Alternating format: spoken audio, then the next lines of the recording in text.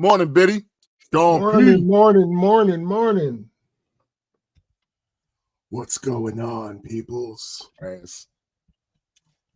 My man, Wolfman Black. Woo! Man. Boom. I don't know. We going off the cuff today, but I probably didn't do the intro at the very least. You probably broke. Oh, No, okay. the intro is not broke. No, I'm just saying. You might have broken it. Intro. No, it's you. It's you. Right here, but it's possible that you broke it. This is it's always possible that you broke like it. all of that is still intact right there. I'm pretty sure you broke it.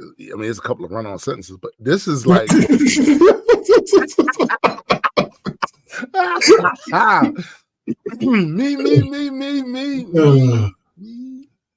And me too.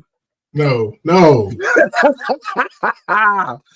Welcome everyone to the Black Culture Geeks podcast. This is my man SPJ. You and I am Tombstone the Dead Man, and we are just a couple of geeks talking about pop culture from a black perspective. Facts indeed. I want to welcome all of you once again to another rousing Saturday at the Black Culture Geeks podcast, aka Saturday morning cartoon block. Here you see all your favorites: Hanna-Barbera, the Laugh Olympics, Yo. to Thunder the Barbarian, Electric Woman, Anna Girl. Come on now. Space Ghosts. That's not what's happening. Oh my God. That's not what's happening? What? No, it's not what's actually happening. Oh, damn. I understand. I get the sentiment, but no. That's not what we're doing. Fabo. Yeah. It's stunning. X-Men 97 is stunning. They're doing their thing. And I'm hearing things. I'm hearing things about potential Spider-Man animated series getting another season. But right. Again, don't threaten me with a good time and don't half-ass the shit. If you're gonna do that, give me Iron Man from that. Give me a season of that. If you're gonna do Iron Man, give me a season of the Incredible Hulk from that same animated block. Fuck it, I'll take a Fantastic Four new season. Nah, you doing too much. You're doing too much, man. You're doing too much. Some sleeping dogs need to lie. He crapped all over Reed. Some sleeping dogs need to lie. Yo, it bad? Is it bad that much like the Inhumans, I only really care about one of the Fantastic Four members, and that's only because he's useful for his genius. There's a lot of iconic moments with his genius. It's not about him fighting nobody. I don't care about that stretchy shit. Like that don't do nothing for me. Human Torch, I know people like him. Just it's a big yarn. The Thing, he's a bruiser, but we got plenty of those in the Marvel universe. So it's like, and to be clear, I know he's one of the archetypes of that type of whatever, but it just you know what I'm saying? And Invisible Woman, look, I respect Invisible Woman probably more for her power out of everybody else, simply because when she flipped into the character Malice, how creative she was using that shit was crazy. But she's still a bit boring to me. You know what I'm saying? Like, you're talking about personality, yo. She could be a monster. Yeah, she can. Oh, and I do care about Franklin Richards, right? Right. I care about Valeria too. I care about the kids more than, you know what I'm saying, than Uncle Johnny and Uncle Ben. I don't care about them. You know what I'm saying? Oh, they are truly one of the only IPs where I care about the villains and the supporting characters around them. Silver Surfer, Galactus, Annihilus. Like, I care about them motherfuckers. Molecule Man, I care about them motherfuckers Onslaught. more than them. So I thank them, right, for bringing these people into our to our understanding, and yeah, cool. But them, I don't think there's another team that's more mad to me. No. What? A puck's on you. Mike. They Mike. are you. Oh. They are a conduit. Conduits, you don't get the thing without the conduit. Listen, I'm not saying they have to be your favorite, but they are conduit. They are conduits. I'll give them the credit for being that, but it wouldn't. But they're more like condiments because, like, Shut the I hell don't up. really. No, I don't. This is not about them individually. This is not about them individually. That's why they're different than a lot of these teams, because nobody gives a fuck about any of them individually. That's the whole point. The whole first family thing isn't just they happen to be the first family. No, it's also like they're the archetype of what that is supposed to mean. And I get it the same way I get it with Superman. We don't get none of these other characters without Superman, but that don't mean. No, but hold up. My point, no. My point is the respect has to be the respect. You ain't gotta like them. Oh no, I respect them, but they're mad. You know what I'm saying? Like, nigga, we're not talking about ratings. And listen, there are other teams that do all of those things too. Like, I would argue that the X-Men, the supporting characters on the X-Men are amazing. Like, that old Apocalypse shit is what the fuck? Like, you know what I'm saying? Like, I would argue we got Gladiator because wait, stop. I would argue that the X-Men aren't a team in the way that the Fantastic Four are. If you want to do a 1-to-1 for a team in that vein, I would rather go with X Factor or one of the other sub teams because of how volatile the team of the X-Men is.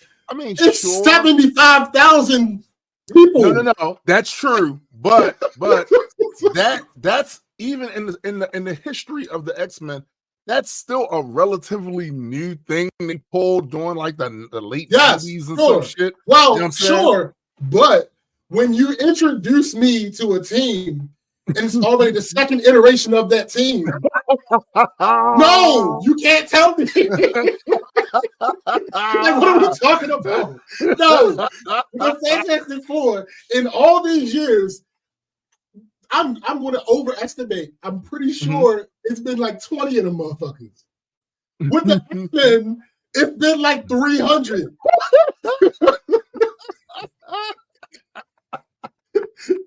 Now, this is clearly not me taking anything from the X-Men. You know, I love the X-Men. Right, of course. But no, nigga, they're not a 1-to-1 comparison as far as being a team is concerned.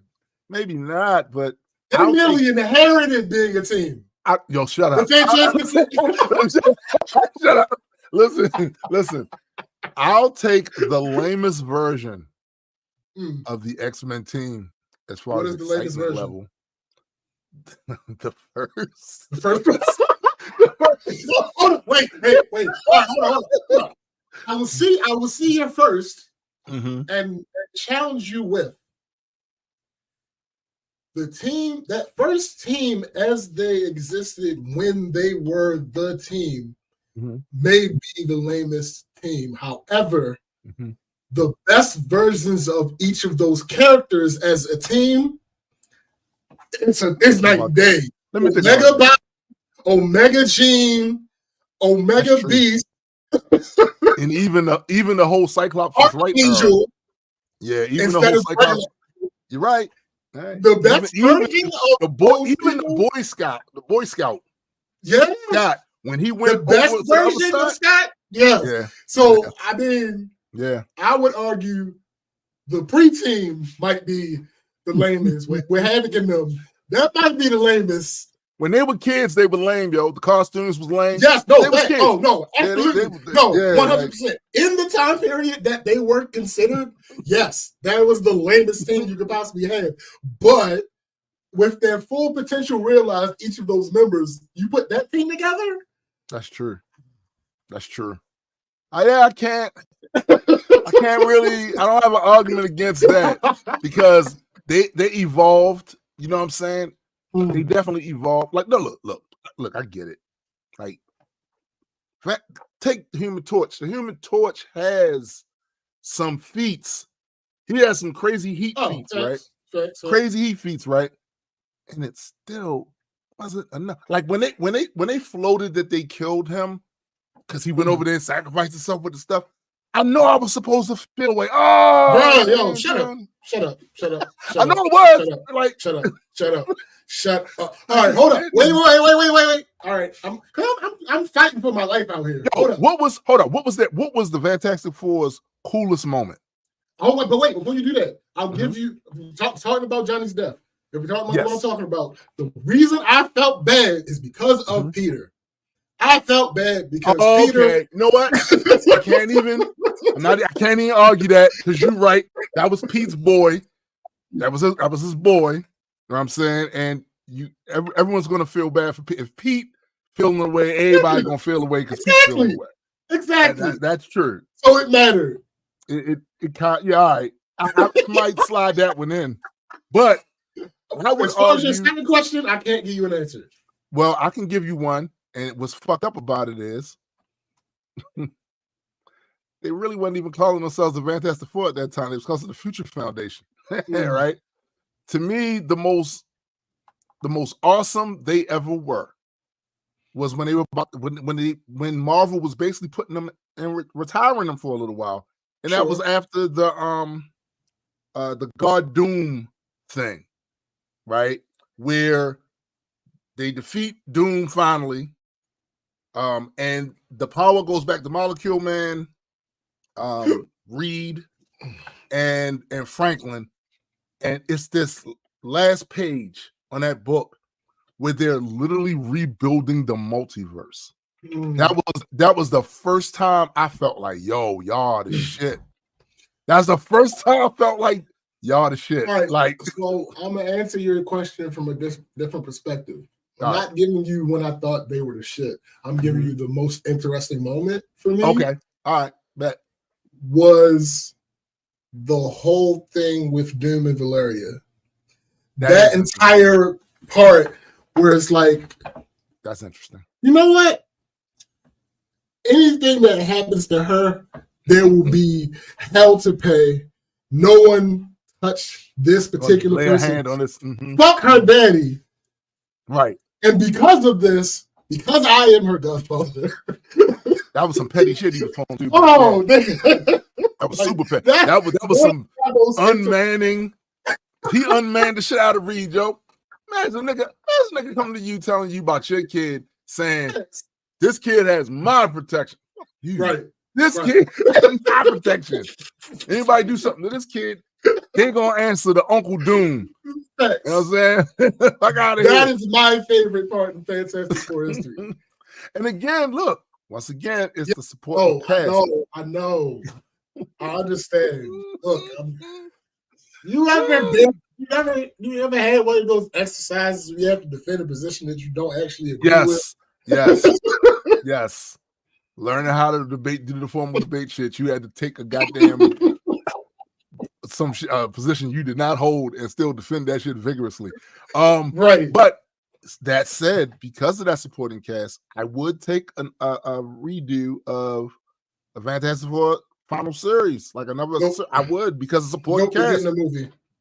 We're getting the movie already. It's already announced. It's already casted. They might be dope in the movie though. Like they might be dope in the movie.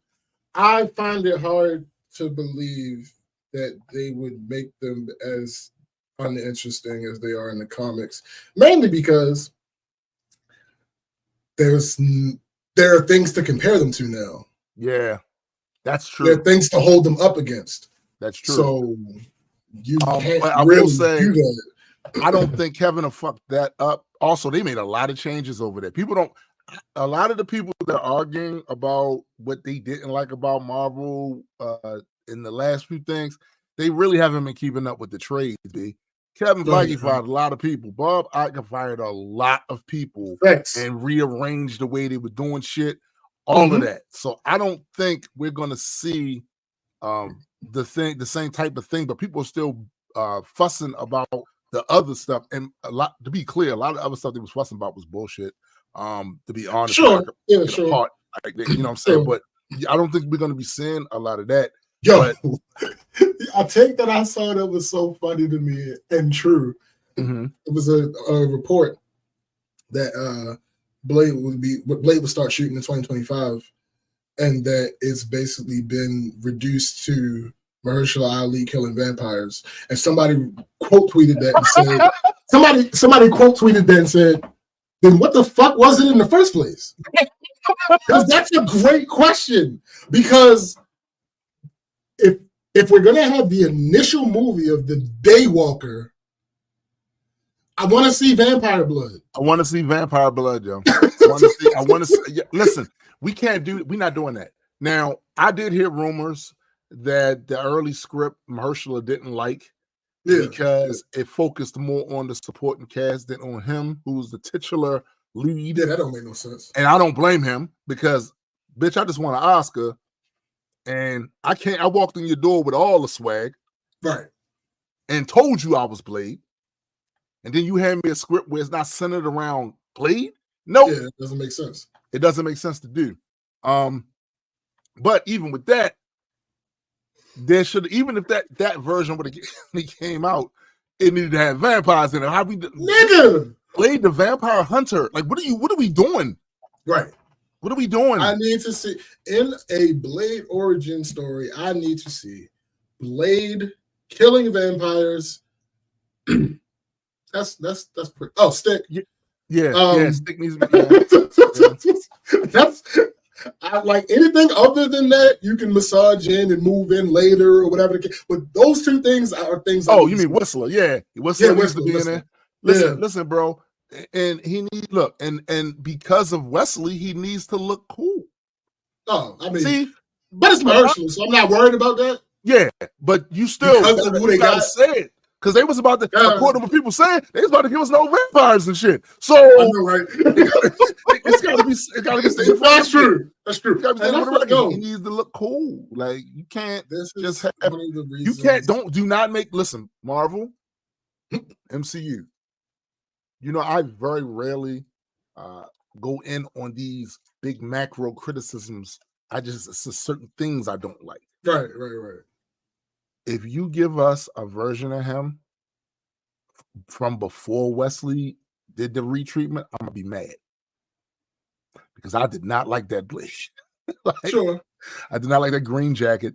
I did not like that bandolier with stakes around it. No, I didn't like them funky, light-colored sunglasses. No, Blade. Wesley Snipes gave Blade a glam over. He was a badass. I thought he's supposed to be involved in some way in the movie. Maybe like a producer or something. It's possible. I haven't heard it, but if it would track. I mean, Wesley has produced other movies. He produced his company produced the Blade up until the third movie. Right. And that explains why the third movie turned out the way it turned out. You know what I'm saying? And from what they were saying, he barely left his trailer. He barely left his trailer. Stuff on his time for him to go out there and do it. Because that's how disinterested he was, because he didn't have no creative control over that last one. Right. And this is not to say that there weren't no good parts of the last one. There was, but it was markedly a different tone than them first two. Absolutely. Yeah, it was without question. No, I need to see a vampire body count, bro. Yes, like 1000%. You know, like literally, if the entire plot of the movie is a journey from one place to another place to either find his mother or save his mother or try to save his mother, and or a bunch of vampires in between point A and point B. He's just I'm throwing shit. I'm good with it. I'm good with that. I'm good with it. Like, I need to see that. That needs to happen. I don't see how they whoever was thinking of it, I hope Bob Iger fired the fuck out of him. You know what I'm saying? I hope he was one of the ones that got caught up in that sweep and shit. Right, Out of there. Look, I can you know my imagination, how I see that. I see all these lackluster trying to do the super artsy shit with these comic book character ass motherfuckers all huddled together in like offices and in like film studio warehouses, and all of a sudden you see motherfuckers sweep in with the Disney shit looking like the TVA, and the motherfuckers coming up and down. Get out! You! This is a raid. Get out of here! Don't say they got pruned. That's crazy. They got pruned, yo. They got pruned. Y'all gotta go. Y'all gotta get the fuck out of here. Fuck that. And people so ungrateful, yo. So this is how I'm looking at things. And stop me if I'm wrong, right? The MCU gave us shit we never thought we was gonna ever get. In fact, I remember at D12. So D12, that was the name of it at the time, of D9. It was one of it's a Disney convention they used to have. I don't know if you still have D23. D23. Yeah. Remember, that's where they broke the trailer, right? For just basically letting everybody, confirming to everybody that yes, Thanos is the overarching whatever. Right. I remember looking as people leaked that shit on YouTube, looking in the comments, seeing a bunch of DC fans who hate Marvel upset, the wailing and gnashing of teeth. Marvel getting everything they want, and we ain't getting. This the shit I remember, bro. This the shit I remember, right? And I remember what it was like when they nailed Avengers. The first one, they nailed it. I remember what it was like when they nailed Winter Soldier, when they nailed Civil War, the Guardians. Oh my goodness. I remember all of that. This shit, everybody very hopeful. Yo, this is what's up. And then after Endgame, some of the shit. Well, let me take that back. It wasn't directly after Endgame. You know why? Because motherfuckers like to omit certain parts of history. Remember WandaVision? Quite expectedly, people were learning about the first 2 episodes, right? But they were building something. And they said they were going to do this. And as soon as the first 2 episodes was over, it was back on and popping. WandaVision was so popular that one of the songs on there made it to the Billboard charts.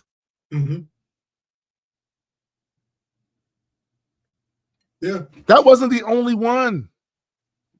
Then you had Falcon and the Winter Soldier. People liked that. Do you remember the scene where Dora Milaje put great value Captain America in his place? Nigga. Right? And then a few months later in that year, all of a sudden the grumblings, these grumblings, as if Marvel ain't never did nothing good. And then they dropped Spider-Man. And we got the full-on meme, Spider-Man meme with them pointing at each other. Yep. Everybody's elated. And then after that, like Marvel never did anything good. And they conveniently, they'll tell us all about Eternals. Won't bring up Spider-Man. Or Shang-Chi. Shang-Chi was a good movie. It was good, bro. Or Moon Knight. Moon Knight was a good series. Yeah. So I know how fickle the audience can actually be. But I'm not one of I very much respect people's past work, like the ground they laid. Like, yo, I remember what it made people feel like when they walked out of Endgame. Thanks. When Cap got the hammer. I remember when they were all standing in line on one side and Thanos' folks on the other side. I remember. It's like you people could not live with your failure. And where did that bring you? Back to me. What? Yes. What? Do we remember when Thanos threw an entire moon at a motherfucker? Nigga. do anybody remember though? What? Do anybody remember Thor's entrance to Wakanda? Anybody remember? Facts. Do you remember the sound of the hammer popping in his hand when it came back after killing all of Mr. Stark, I don't feel so good. Oh my bro. What did you do? I went for the head. Like, what are we talking about here? Bro, and we're only talking about 2 movies. Yeah, that's just 2. I ain't even. That's just 2. That's just 2. And again, bro, like people have the memory of goldfish, and it's like, listen, I get it. We've been conditioned for that, right? We've been conditioned for that, but it is what it is. And to be clear, a lot of it is the fault of Hollywood. A lot of it is the fault of Hollywood. You know what I'm saying? But damn it, man. Can we just ask him what they gave us before we ready to say they shit? Well, no, hold up. No. Some of it is the fault. Some of this is because nobody else was able to do a cinematic universe well. That's true. Because it's like an Ouroboros. You start this cinematic universe thing, and everybody thinks it's crazy that you really only started it because you ain't had no fucking characters. And then facts. It eventually starts working, and you start building and growing, and you get this character back, and you start building and growing, and you get this character back, and you realize, like, oh, I can't make a movie with this character, but I can have this character in all of my other movies. Exactly. Okay, we're gonna have that happen, and then it all builds, and then we're going to do the Universal Monster movie universe. We're going to do the DCEU movie universe. We're going to do this movie universe, this movie. Yeah. And none of them shits worked. So now, when Marvel starts struggling a little bit, that same criticism that was levied towards those other companies that aren't related to Marvel, is coming to Marvel as if they didn't start this shit. Like, obviously, they aren't the first people to ever do it, but to do it on this scale, they are the originators. And especially considering the fact that their main competitor looked at them like they were nuts when they announced it. Yeah, I remember that. Not even just that. Like they were nuts. They looked at them like they were nuts. Then they saw it work, and they said, "Oh, I want to do this." Then decided, "No, I don't want to do it that way." First I want to rush the issue to get with it. Yeah, I want to rush to get where they are, and then they decided, "We'll do something else." Do something else. Because come on, they totally rushed their cinematic universe. Yo, you gave us Man of Steel. All right. Now give us Wonder Woman. If you must give us another Batman origin story, give us that, I guess. Sorry. Right? And then, but what you don't do is you do Batman versus Superman, and then you shoehorn a scene in there where Batman's looking at a computer screen and he sees clips of Aquaman being Aquaman. Come on. Y'all did it wrong. Yeah, they did it wrong. They did it wrong, and they fuck Zack Snyder. You know, one of the other reasons they did it wrong too. It's what I used to refer to in the music industry as executive madness. Yeah, motherfuckers who don't have a creative bone in their body, trying to make decisions based off of analytics, but they don't factor in the reason why the other thing worked from a creative standpoint. Literally that, because here's the thing. If now clearly I can't claim any genius on this because I have the benefit of hindsight, of course, but it just seems simple to me. If you're just looking at what happened, okay, Marvel did this. They did this. They got to a point where it was clear that they were doing a cinematic universe and it was clear that it was being successful. Yes. Without any of the big three. Yeah. We did not have Superman. They did not have Batman. They did not have Spider-Man. Right. So in your head, it would seem to make sense to me to say, okay, they did it without the big three. We don't need our big two immediately. Exactly. Maybe throw one on my cool. Superman Returns, cool. But you don't have to follow that up with a Batman versus Superman. You really don't. Where you include Diana. Like, what? You literally went from one movie that was supposed to be at the time a standalone movie. Yes. To the Holy Trinity. Yeah. I think one of the other things that fucked them up, people hate me, but I don't give a fuck. They did too many Batmans. Well, they did way too many Batman movies. Yes, I feel like at a certain, like, the good ones were good. Here's the reason. I agree with you in general. The reason I have to push back is because given the creatives involved and what we actually ended up getting, BVS would have been an amazing Batman movie. It would have been an amazing Batman movie. You did not have to have Kal-El involved in any way, shape, or form. You did not have to have Diana involved. You could have just had the parts that, in the beginning where it's doing the things that show you that it's a part of the universe and it's referencing things from Superman. You could have just had that. We ain't had to see this nigga on screen at all. We even if you had Diana, we didn't have to see her in her warrior form at all. Right. I didn't need to see Arthur. I didn't need to see the Flash at all. None of that other stuff was necessary. Tell the Batman story. The other reason I say they did too many Batman movies is because there are certain actors that they use to play Batman that we begin to fantasize about them being the Batman that met that new Superman. Right? So then they gave us Ben Affleck. Now, I liked Batfleck, but I did not have confidence in him at first. Oh, no. Because I'm thinking about Daredevil. Right. I'm thinking about Daredevil. Right. Who the fuck thought Ben Affleck would be a good Batman? Right. No. Right. No. Did not think that at all. It was a decision that in hindsight they got right.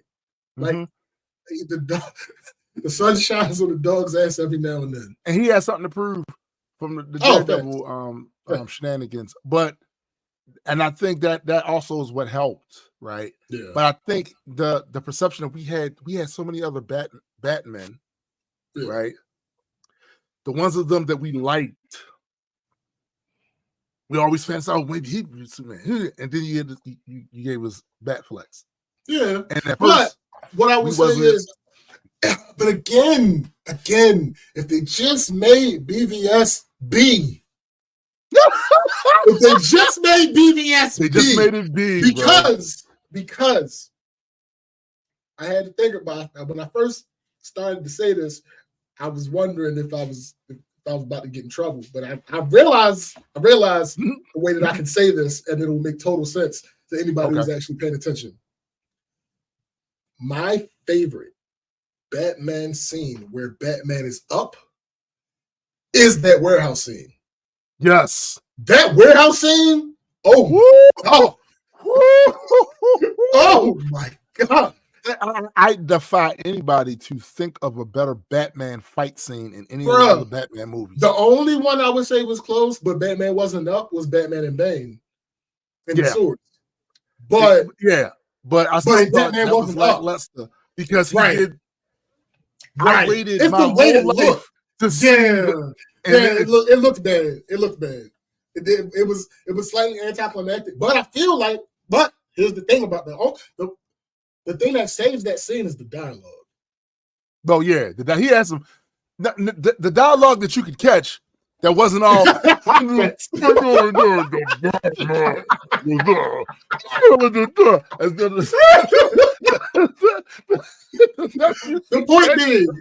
point being, that warehouse scene in BVS. Because here's the thing: if you're going to establish a universe, and there are going to be certain rules that the universe is supposed to adhere to, right? Well, when your first movie had Superman kill someone at the end, right? Which I still don't like, but I understand. Which that's one of the things about that movie that you and I always butt heads about. Yes. Kill that nigga. No, listen. I completely understand the decision. I don't like it, but since you did that, it would absolutely make sense to have the follow-up movie be a Batman movie where that warehouse scene existed because he killed those motherfuckers. Yes, he did. He absolutely killed them. There's no ambiguity there. Nah. There are a lot of other scenes in Batman history where it's like, okay, because of the universe that it is, it's possible they didn't die. No, there's no ambiguity in that scene. He killed them. Right? They died. He killed them. And this the other thing. They, to me, I feel like in BVS, they stepped on something we were actually interested in. So that one scene where you clearly had Robin's uniform encased in that thing, and you saw all the writings on there from obviously the Joker, and right? Fucking Robin, because he killed the motherfucker, right? Right. We give us that. You could have gave us that. You could have gave us Absolutely. that. Absolutely. You could have gave us that. Because instead you just alluded to it. And that inevitably leads to Red Hood. Right. What? Right. A mainstream. Come on now. Like if y'all were gonna take the route of doing R-rated movies anyway. Facts. You could have followed up on that goddamn Mike is ass, yo. That's funny.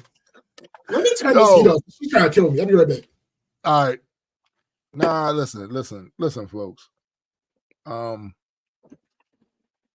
There were certain just missteps that was made with the DCU that didn't necessarily have to be made. And I think the other thing, people who definitely are so invested in that being good that even now they try to rewrite it out of it when they talk about it. They got to understand that a lot of us that was critical of it, we wanted it to be good too, because we're fans. And why they get so much flack for not being good and not doing that right is because you had arguably two of the most popular characters on the planet, Superman and Batman. Now, Wonder Woman's in my top 5, but I understand there's a lot of people who don't understand her abilities or what she can do or any of her actual lore. In many cases, I guess a lot of people, they remember the Linda Carter Wonder Woman, which was cool for what it was back then. They don't realize how awesome Wonder Woman actually is, and that's fine. But you had two of the most popular characters on the planet, and you blew it. And that's why you blew it. And that's why you lose extra points on that, because Marvel went with the second string team over there, Avengers. Avengers were the second string team in Marvel because X-Men got so popular during the 90s, right? They went with them and scored. And you had two of the most popular characters on the planet, the most well-known names. You don't have to read a comic book and know who the fuck Batman and Superman is. And you blew it. That's why you get the extra flack. Oh my God, this guy stinks. Look, and I'm gonna tell you the other thing, because I had a conversation with Graydon about that, right? So over on the West Coast, Lakers, Clippers, right? Right. Beef. It's beefy, of course. Lakers are viewed as that's the and for a long time, people didn't view the Clippers as the team over there, right? So a lot of people who they embrace the idea of rooting for the underdog. That's a lot of Clipper fans. Sure. My understanding, right? Rooting for the underdog. And I think there became a false narrative about Marvel and DC because of Marvel's success. Current success was that a lot of people was rooting for DC, and in particular, Graydon definitely was, because he saw DC as the underdog. Right. And I had to remind him, no. You see, DC was in Hollywood doing its thing, making blockbusters long before Marvel was. I bring you to the 70s version of Superman with Christopher Reeve. That was a blockbuster. Pop culture relevant. They was already making money in that space. Oh, thanks. And then we go to the 90s. You got Michael Keaton Batman. Yep. Killing it. And Batman had a run in cinema unlike probably any other comic book character. A run. So no. Actually, Marvel was the Clippers that won the championship. They won the championship. Marvel was the Clippers. DC were the Lakers. I mean, look at the history of who was more popular, who was doing their thing, who was. What up, sis? Look at it. You know, Can't really argue. Biddy, that's one of my favorite versions too. Michael Straczynski, Wonder Woman. Yeah, definitely. But because of that, because of Marvel's more current success, wildly successful, wildly so. I think a lot of people, you know, they fell into they're gonna root for the underdog. They want to see Marvel fall, this, that, and the third. I just like to tell all of you, happy to disappoint you. Because a stumble isn't a fall. Correct. It's just a stumble. And when you can cushion yourself with $14 billion earned, when you can cushion your fall with $14 billion earned, a shit ton of kids that grew up with y'all being number one, so they have these fond memories of y'all. When you can cushion yourself with that, the stumbles isn't hardly anything, right? And especially when you still got all these bullets in the chamber that you have not shot yet. Like, yo, we still haven't gotten the new live action X-Men yet. That's not even a bullet. That's a cannonball in the chamber, right? So methinks rumors of the MCU's death have been greatly exaggerated. Oh, sure. Because people like to talk. They, you know, one thing about the internet, and I will forever hate the internet for this, by the way. I will forever hate the internet for this. It encouraged y'all to say shit.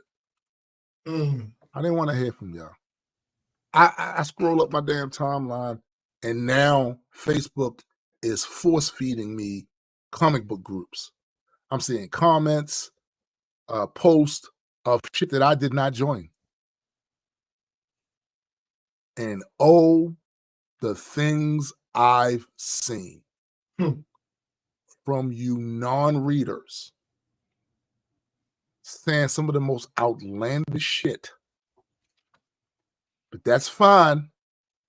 I don't mind you being wrong. I mind you being arrogantly wrong. Right. That's the part that gets me. You stand on your pulpit bleating about shit you don't know like a herd of sheep with your chest poked out and your college graduation cap on. Like, you know some shit about this and you don't. And you get in arguments with people. I see it on that. You get all these people that obviously have read tomes, right, of these books, right? Obviously, right?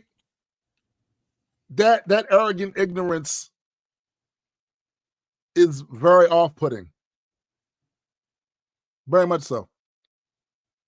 Oh, And I 100%. want to say this too. For those of us that have gotten spoiled, because geek culture has been popular for a lot of years now. Allow me to remind you of the time when it wasn't.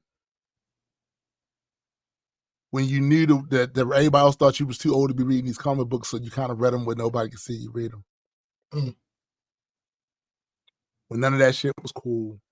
Mm. When cosplaying wasn't cool. Mm. I remember being on a bus one day, me and at that time, my supervisors headed into work, and they was having a Comic-Con in Baltimore. You saw all these kids coming from all over Maryland going to the Baltimore Comic-Con. They had a march down the street getting to the goddamn convention center. And I remember being on the bus, and I saw all the people on the bus clowning them for dressing up as their favorite characters. Nobody's doing that anymore. Right. Those of you that forgot those times, just let me remind you, it's far better for us now. Nigga. The geeks have inherited the earth. All right? Far, far better for us. So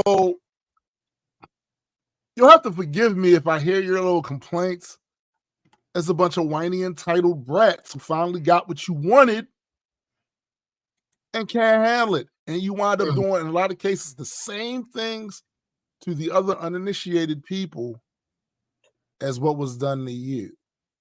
And now when you go into these comic book groups, it is a toxic blend of get back and well actuallys. Yeah. Which is why I love my group. It's not anywhere near as active as it used to be, but we've only had a couple of dust-ups in there. And that thing's been around for a while now. Right? Right. For the most part, the people in that group, they just like comic books. They like comic book movies. They like cartoons. And they like talking about it. They like bringing it up. They like having it. Because some of y'all done lost the plot with that. See, here's the thing. Because of the success of it, now we have more people to talk about this stuff with. Facts. That's a win. I see that as an absolute win. Right? Like, yeah, remember, it was people I didn't even know their names, but I would see them in the comic book shop all the time. And when I would go there, we would sit and have a conversation about book we read, this, and that, this, and that. Every time we never asked each other's name. Right? Oh, yeah. Did you ever get that? Yeah, it was in my box. Because this was the only place you could really talk to anybody else about that shit, unless you were fortunate enough to have siblings or cousins that was into it. Right. Or maybe some friends. But they was few and far in between when I was growing up. Was into it. And now that ain't the case. Right now, if you say Green Arrow, motherfucker never read a Green Arrow book. I'm like, yeah, I know who Green Arrow is. That's CW guy, right? Right. You know what I'm saying? Like, this is a far better space. And I see y'all bitching and whining and complaining and kvetching. And I'm like, yo, do you not see where we are now? You fucking humps. You don't see? Y'all always become who you hate. Y'all always become who you hate, man. Now you're obnoxious, full of yourselves. That reminds me, John Cena is one of the best to ever done it. Now, I am not talking about in-ring, because the 5 moves of doom, they were cool, but I've seen way better wrestlers, way better work rate. I'm talking the overall John Cena, particularly in the space of the promo cutting.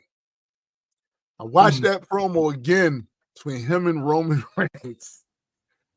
He was so brilliant in there that even Roman in his then new tribal chief persona you can look on his face and tell he was thoroughly enjoying what John Cena was doing. It was the 1, 2, 3 spiel he gave.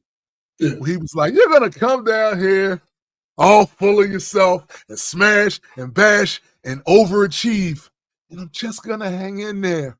1, 2, 3. Every time he said it, the crowd would repeat the 1, 2. It was amazing. He had a whole string of those, and it was amazing. There was a time we was all hanging in there for the 1, 2, 3. We ain't get it. Before 2008, we didn't get the 1, 2, 3. It was 1, 2. That's what it was. Thanks. Yeah, we had those little spots of greatness, like Keaton, Batman, Superman, Christian Bale, Batman.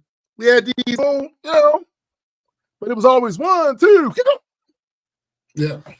And then Iron Man hit him with people's elbow and kept him down. Dude, is it gonna die? We wigged out.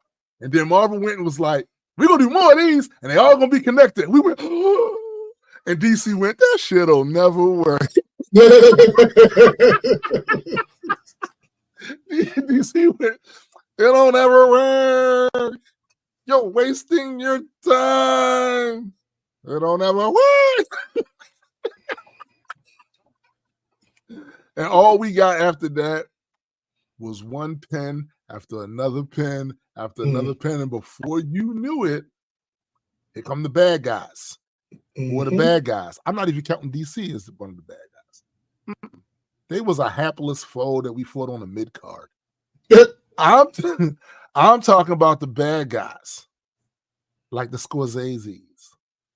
And all these other motherfuckers that ran around talking about, "Now this is real cinema, cause oh, you mad now?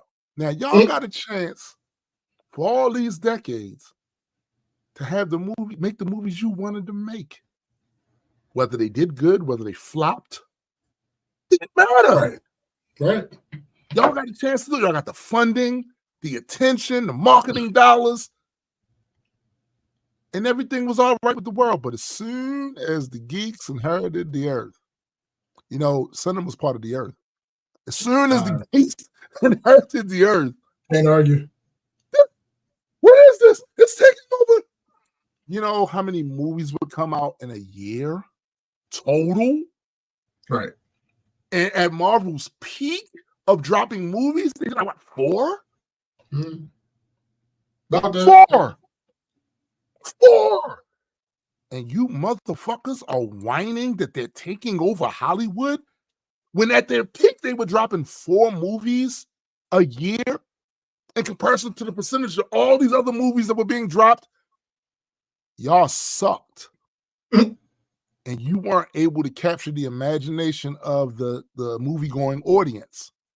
Because I will maintain that the strongest motivation for motherfuckers to go see movies comes from the popcorn movies. Sure. The ones where you go in there, you're excited to see the spectacle. And Marvel gave you spectacle. And this is not the first time that's been a thing, right? It started with comic book movies being the spectacle movie. Didn't start with that. But for some reason, somewhere deep in some of these people, they allowed their inner, y'all reading comic books, come out of them. What up, free thinker? What up? That's what happened. They allowed their inner, I know you're not over there reading comic books, come out of them. And y'all didn't read the room. Because all the comic book readers, cartoon watchers, the anime enjoyers, the manga readers, it's our world. It's our world. And y'all couldn't read the room. So what did you do? You started stomping your feet. Really? Y'all started doing think pieces. Find me a Stan Lee think piece on any of your movies. Find me a Kevin Feige think piece on any of y'all movies. Denigrating what y'all did. what y'all contributed to the shit. Find me one. Right. And to see the average rank and file fans, some of you, buy into that bullshit and start regurgitating their bullshit was amazing to me. But I know what it was. Because a lot of y'all was like, yeah, I know you're not reading comic books over there, people too. All it took was somebody to give voice to that inner, I know you're not reading comic books over there. Yep. Yeah, pretty much. It's the whole thing is stupid. The whole thing is stupid. There's no reason to argue. It's just imbecilic. Do what you do. Do what you do, and the people will like it or not. And if they don't, that could have that's one. There could be numerous reasons why they don't. The climate ain't right for that just yet. You know how many, Sure. you know how many movies came out that were actually good movies, but they came out in the wrong climate. And then in retrospect, when people spun the block on it years later, like, this is actually a good movie. It's just that the climate wasn't there. That wasn't the hunger or the demand at the time. Right. You dropped it in the wrong period of time.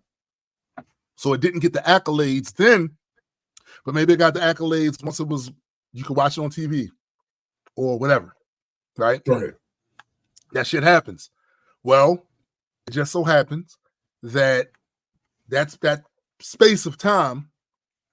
This was the comic book movie era where it was the most popular, right? That's just what it was, right? I remember walking through Comic-Con, my first time going to a Comic-Con. And as we go in the building, we see off on the right a line of people.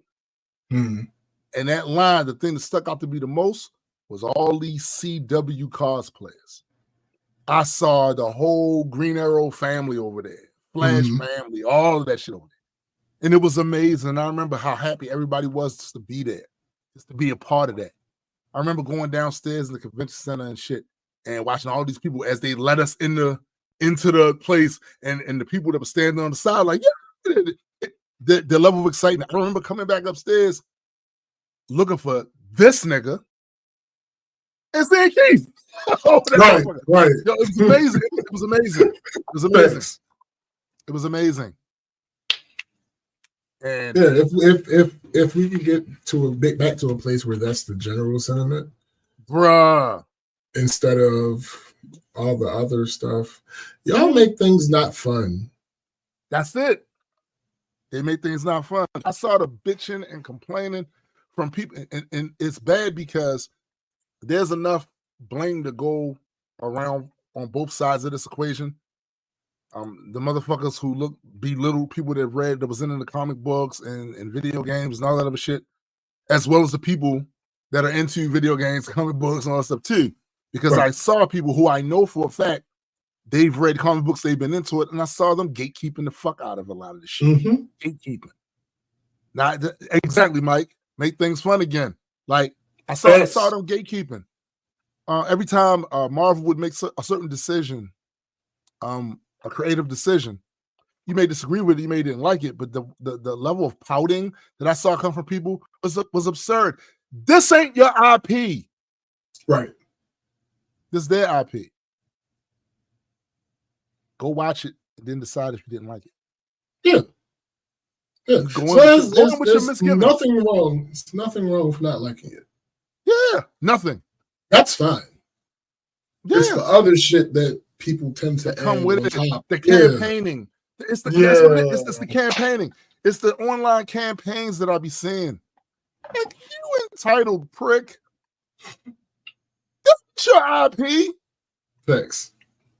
When I saw people talking about we are the boycott now, I'm like, what? You see how many homeless people are over there in Los Angeles right now? And you about to boycott this? If you don't, but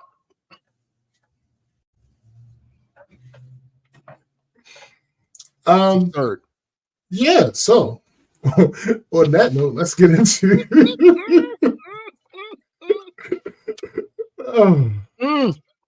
the week in review. Or is it the review? Thanks, Mike. That's weak. Goofy ass humans, exactly. Exactly. All right, so let me start because again, I don't think mine's gonna be that big, that long, but you never know. The last part might Crazy. be possible. Let's start this off with what I don't want to hear anymore.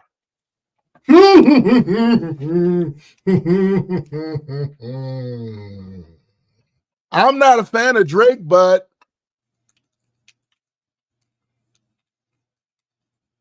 y'all be using that when y'all really fans. Y'all be using that to try to disconnect because you don't want the judgments that come with it. Yeah. But going off of the streams he get, there seems to be a bunch of y'all lying. It's a bunch of y'all lying. I'm not a fan of Drake, but just say you liked what he did, B. Just say that you don't find the criticisms against your guy, and I'm going to stress, your guy, you don't think they're fair criticisms, and you're going to defend your guy, Drake. I know this is the same thing I see with Trump. I'm not a fan of Trump, but that's a great way to find a fan of Trump. You're looking for a way to find a Trump fan, right? Yo, just say your position, bro. Defend your guy. I don't want to hear that. Now, last week, we covered a bit of the battle. Because 2024, Cat Williams, you started this shit. You started this shit. You started this shit. You came out guns blazing. And you lit a fire under motherfuckers that I have rarely seen. I have not seen a year like this in a while, right? But all of you, even if you haven't been paying close attention, you've heard about the beef, back and forth, and Drake been pushing. He's been poking at Kendrick because he wants to get that response, right? So currently what took place, he dropped another diss. And in this diss, he utilized AI to have the voice of Snoop Dogg and Tupac,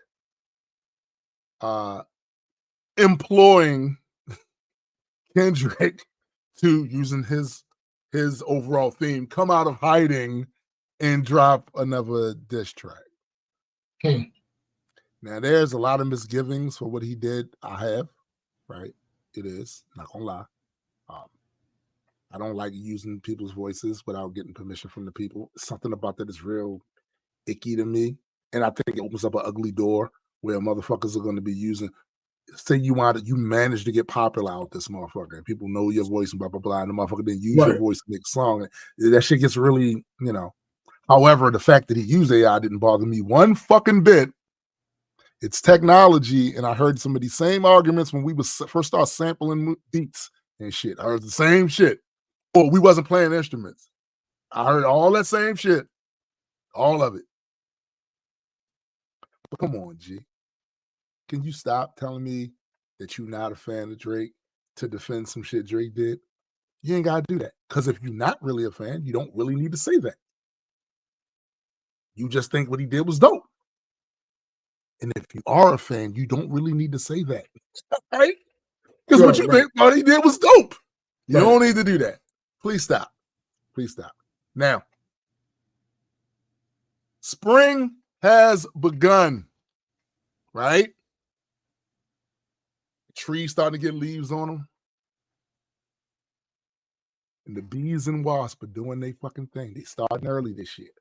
This week, I go outside, take some trash to the dumpster, and I notice a bee hovering around the underside of the roof on that wooden shack that's connected to my house, that storage area. And I saw the bee go up into a hole. I went, hold up. Nah.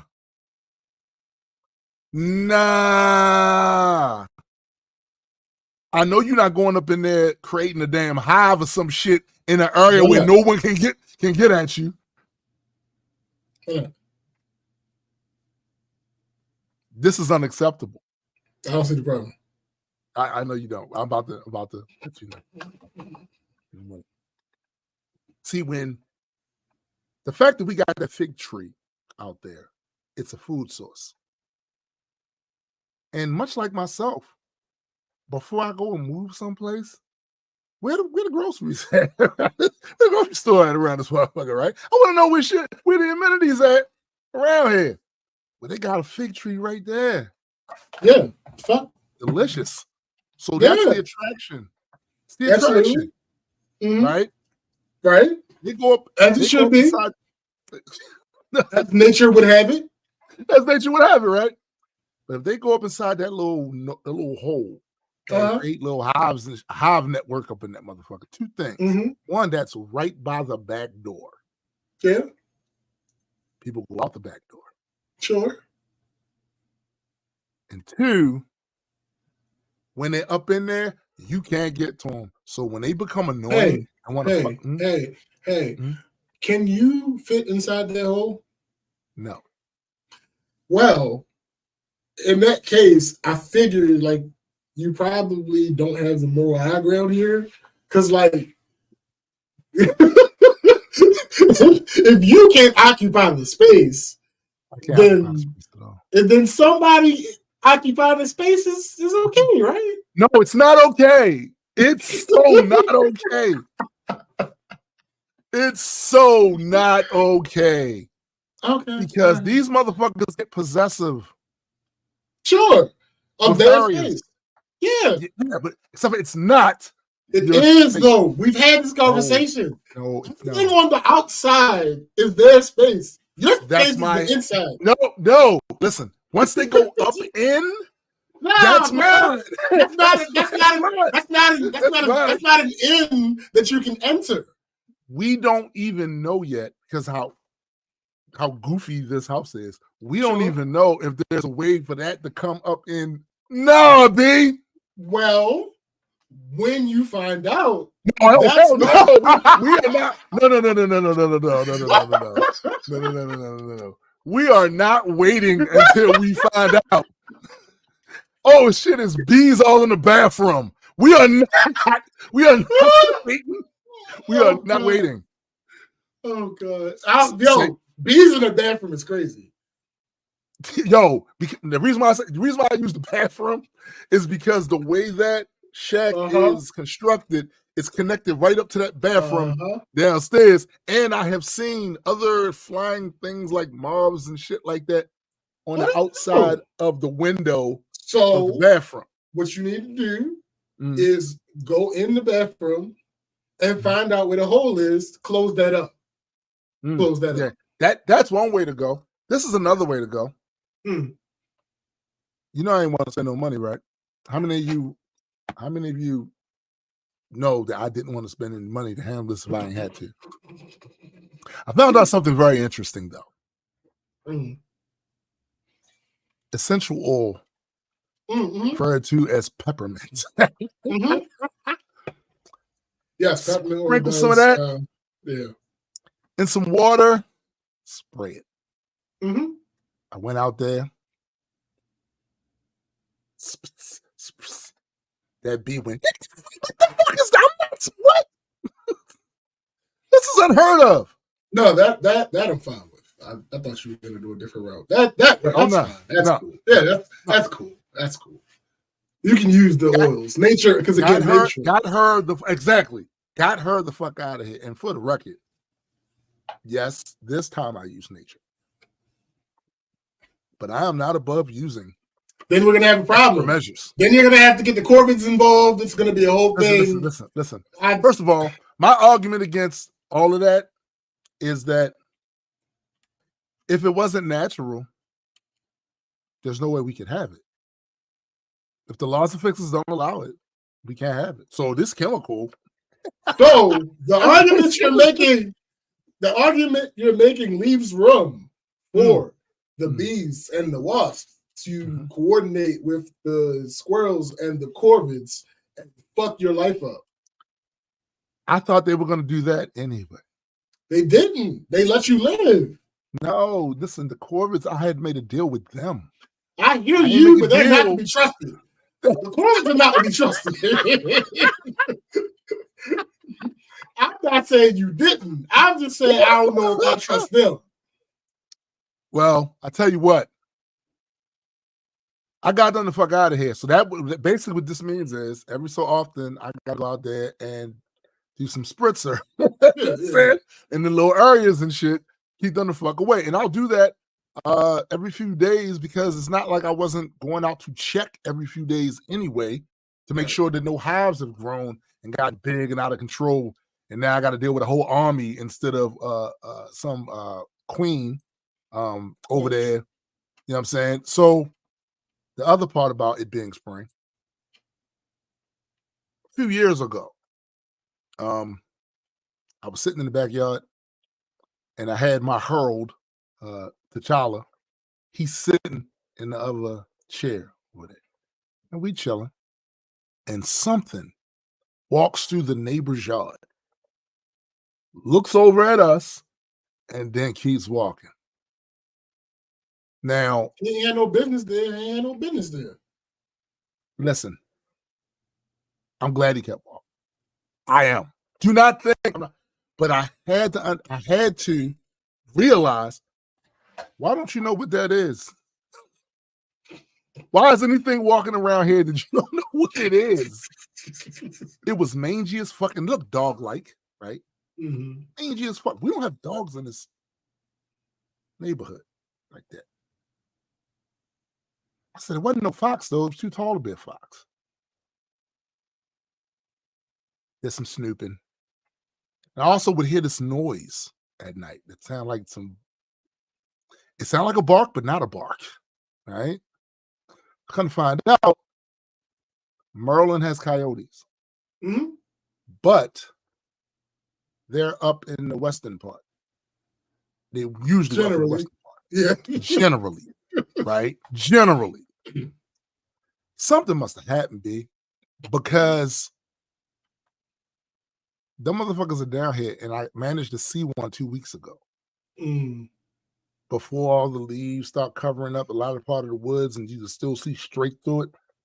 Right. Saw that motherfucker, and that was a coyote. Listen. Then I heard another one the other night. Then I find out 2 women were attacked by coyotes. One in the Maryland area, one in the Virginia area. So they come out, guns blazing. Right? They're coming out. Now, the way my backyard is set up, these some jumping bastards. They can get over that gate. Oh, yeah. And they can get over that gate. The only thing I could see that would be maybe a issue is that far gate that separates the back part of that yard from the woods, there's a drop. Right. So that might be somewhat of an obstacle, but I'm not banking on that because they're like wild animals and nature finds a way. They're made to traverse. They're made to traverse this sort of shit. Mm-hmm. But they could definitely 100% get in that yard. Oh, also, if they didn't want to jump, if they couldn't jump over there, they can merely just go into my neighbor's yard because they don't have a fence between them and the woods. So they could go in the neighbor's yard, walk around where our trash cans are at, and then just come through the double gates because the double gates aren't locked. And when you close them together, there's still space for them to get under there if they want to. And if they're hungry and skinny enough, I mean, so y'all know me. I am absolutely an obsessed lunatic. You planted landmines. I did not plant landmines. However, that's not a bet. Anyway, At a certain period of the evening, if I have to go out there, I bring a bat. Right? Oh, sure. Yeah. Because, listen, what I don't want is for the news, for you guys to get the news. Tombstone was out in his backyard one night, got attacked by some coyotes. He got hugged by a coyote. He got clotheslined by a coyote and shit. The news I'd rather you hear is Tombstone valiantly fought off a wild coyote. Bruh. And then the picture you see in coyotes got me. Picture you see is me with the head and spine like Sub-Zero. And the thing with the bat in the other hand going, not like this. I wish a coyote would. Not like this. Just like that. So let me put a little message out there for all of you that's in this area that might watch this. Watch your ass. Oh, sure. The motherfuckers out there and they hungry. Watch your pets. Yeah. Family pet that you like go outside and all of that stuff, because they could be a potential target. Motherfuckers is hungry. Facts. You start to look like a double-decker burger. Better make sure you're right. Because attacking 2 women in the space of a week is crazy. That's ridiculous. That's crazy. That's crazy talk. Yeah.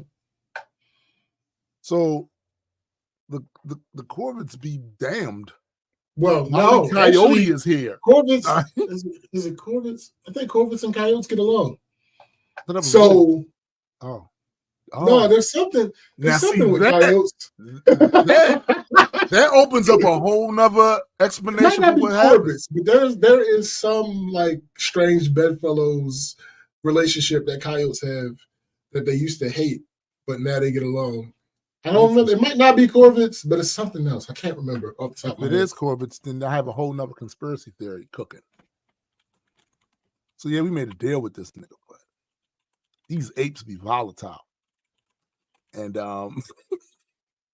don't always stick. Badgers. So yeah. Okay. I ain't worried about no badgers. Listen. No. Listen. No. There are no badgers in this area. I'm not worried about them. Okay. That's what I'm talking about. I'm about to say, all right. If there are badgers in the area, if there's badgers around, if there's badgers in the area, I move. Okay. To Panama. Because I don't even want to live here no more. Like here as in the United States. I'm getting the fuck out of here. Because that combination is deadly. Their success rate is ridiculous. Listen, and the bad thing about badgers is that your bat ain't gonna help.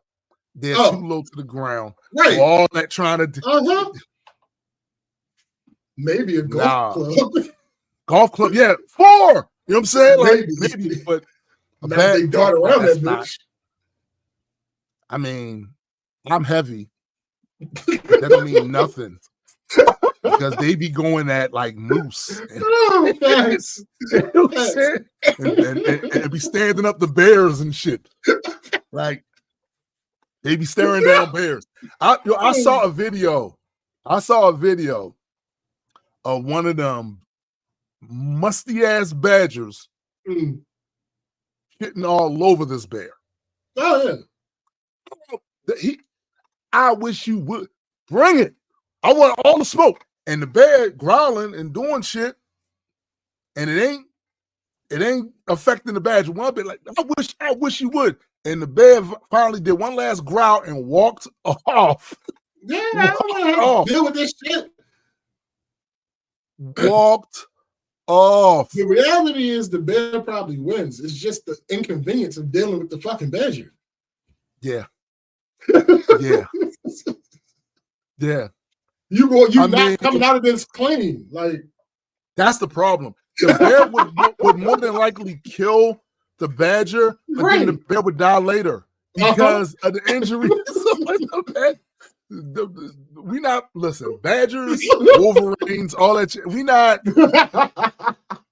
Biddy says our neighbor had badgers when I was young, and one escaped and chased my sister up the street. Yo. We called her Badger Leg. Come on now. I don't want no Listen. parts. First of all, how wild is it for somebody to say I have a badger? Nigga. What? You know I have a badger in the house. Why? What? Why do you have a badger? Yes. What's wrong with you? Reaction. Yeah. Mm-hmm.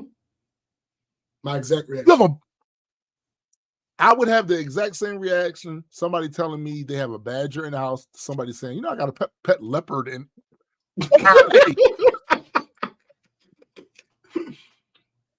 Hey. Why on earth did you think that was a good idea? Have we not learned from Sigmund? No. No, I can answer that. No. The answer is no. There are certain breeds of cats I don't want in here. Facts. Absolutely. No. Because I maintain it's not the same for dogs, although it could be if you don't train the dog right. But it's not really the same for dogs because dogs have this different temperament when it comes to humans, right? There's different thing going on there. But I maintain that a cat that got reasonable enough size to it, start feeling musty around there with the claws and the fangs and the absolutely stuff. You know what I'm saying? Like, nah, I don't want no big ass cat running around here. Get a Maine Coon. No. now, I've heard that Maine Coons have great temperaments. Yeah, they do. The reason I don't want a Maine Coon is because of the Maine not because I think he's going to attack anybody. It's already enough cats in my goddamn bed. A Maine Coon is the size of a child. Right. We only got a king size. We don't have an Asgardian size. The fuck? We don't have all father size. We just have king size. There's already enough cats in my goddamn bed. Get off me. You got some Maine Coon all up in there? They love you. Nah. No. I'm not. No. And then it's another one of them cats that's jive big. The Bengals? Bengal? Man, I'm not. Listen. My uncle had one. of them. No. The only Bengal I respect is the 80s group. The 80s girl group. Shit. Yo, no. I was absolutely, I ain't gonna hold you. I was absolutely terrified of it. I know you, bro. It looked like a fucking... It's 100% a wildcat. Like, it's a wildcat. Why are y'all playing with? You have a lynx in your house. You have a lynx in your. No, I'm not doing that. People having fucking servals and servals.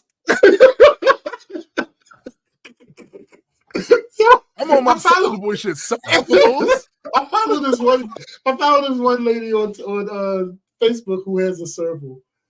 Yo, that shit, sis. Sis. Not I. Especially because they don't behave like domesticated cats. So, like, right, the servals specifically, when they hiss, that don't mean the same thing as a domesticated cat. Right. So it's like, what the fuck am I supposed to think right now? Do I stop or do I continue? Do I run? No, I don't run. Defend myself? Like, what right. Like, what do you? I just, I'm good. I don't want, and I see people. I don't like not knowing.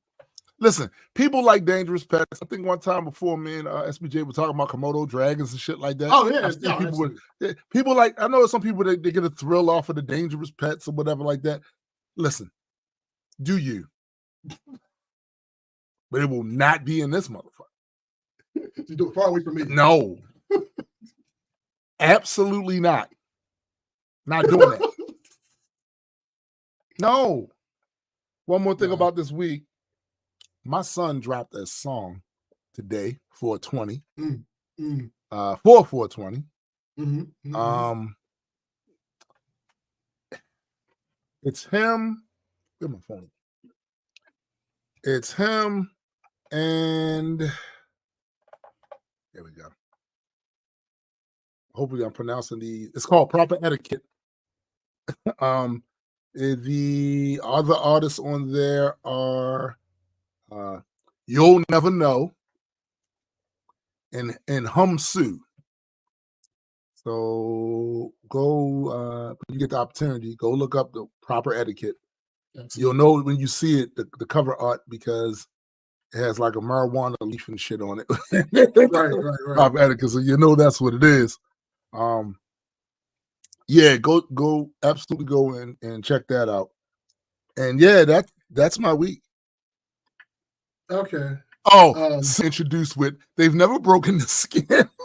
Nah, yo, because that's the wildest thing ever. Like, do they bite? The fuck you mean? Yes. Yo, Biddy Wilder. Simply yes. The answer is always yes. Biddy's Wilder. Oh goodness. The answer is always yes. Do they bite? Yes. Yes. Don't they? That's the thing. That bothers me, yo. That really bothers me. Don't they eat? Chewing. Yeah, that's the other thing about it, though. The fact that you gotta feed them like raw meat. Hold on, you gotta feed servals. That's what she feed it. Oh no, you can't stay. She feeds it raw. She feeds it raw meat. You can't stay here. You can't stay here. You can't stay here. Yo, you can't. Oh no, wait a minute. Time out. Flag on the play. And the crazy thing about it is, watching their videos, it seems like they named the serval Chloe. It seems like Chloe likes the guy. It don't seem like she that. I know what video. I know what you're talking about, bro. I know exactly what you're talking about. And for the record, the only Chloe we respect is Coffee with Chloe. Like, we ain't with facts. I'm like, yo, what are you? Wait, what is? Anyway, so you got a serval in your house that only likes the one. I can't say. Listen. She claims it's not true. But you see a lot of people saying similar things when they watch the videos. Like, bruh, the way that it interacts with him is completely different than how it interacts with you. Yeah, I ain't with that. He gonna go to work one day. He's gonna be savage. Ain't no time for that. All right, so I explicitly need you to pay attention for this one thing, because so I'm in the studio working on music, and my darling Chrissy had gone to the store. I think Big Lots had like a 20% off. Why are there ants? And they're like giant ants. Anyway, so Big Lots had like a 20% off that day or something like that. Mm-hmm. So she's gone to the store. Much quicker than should have, I heard the door slam closed and her run up the steps. The words she said to me are, "Somebody stole my phone. Can you call Dion? She has my location." Let's stop right there. But don't even say nothing. Don't say nothing. I'm getting my wait.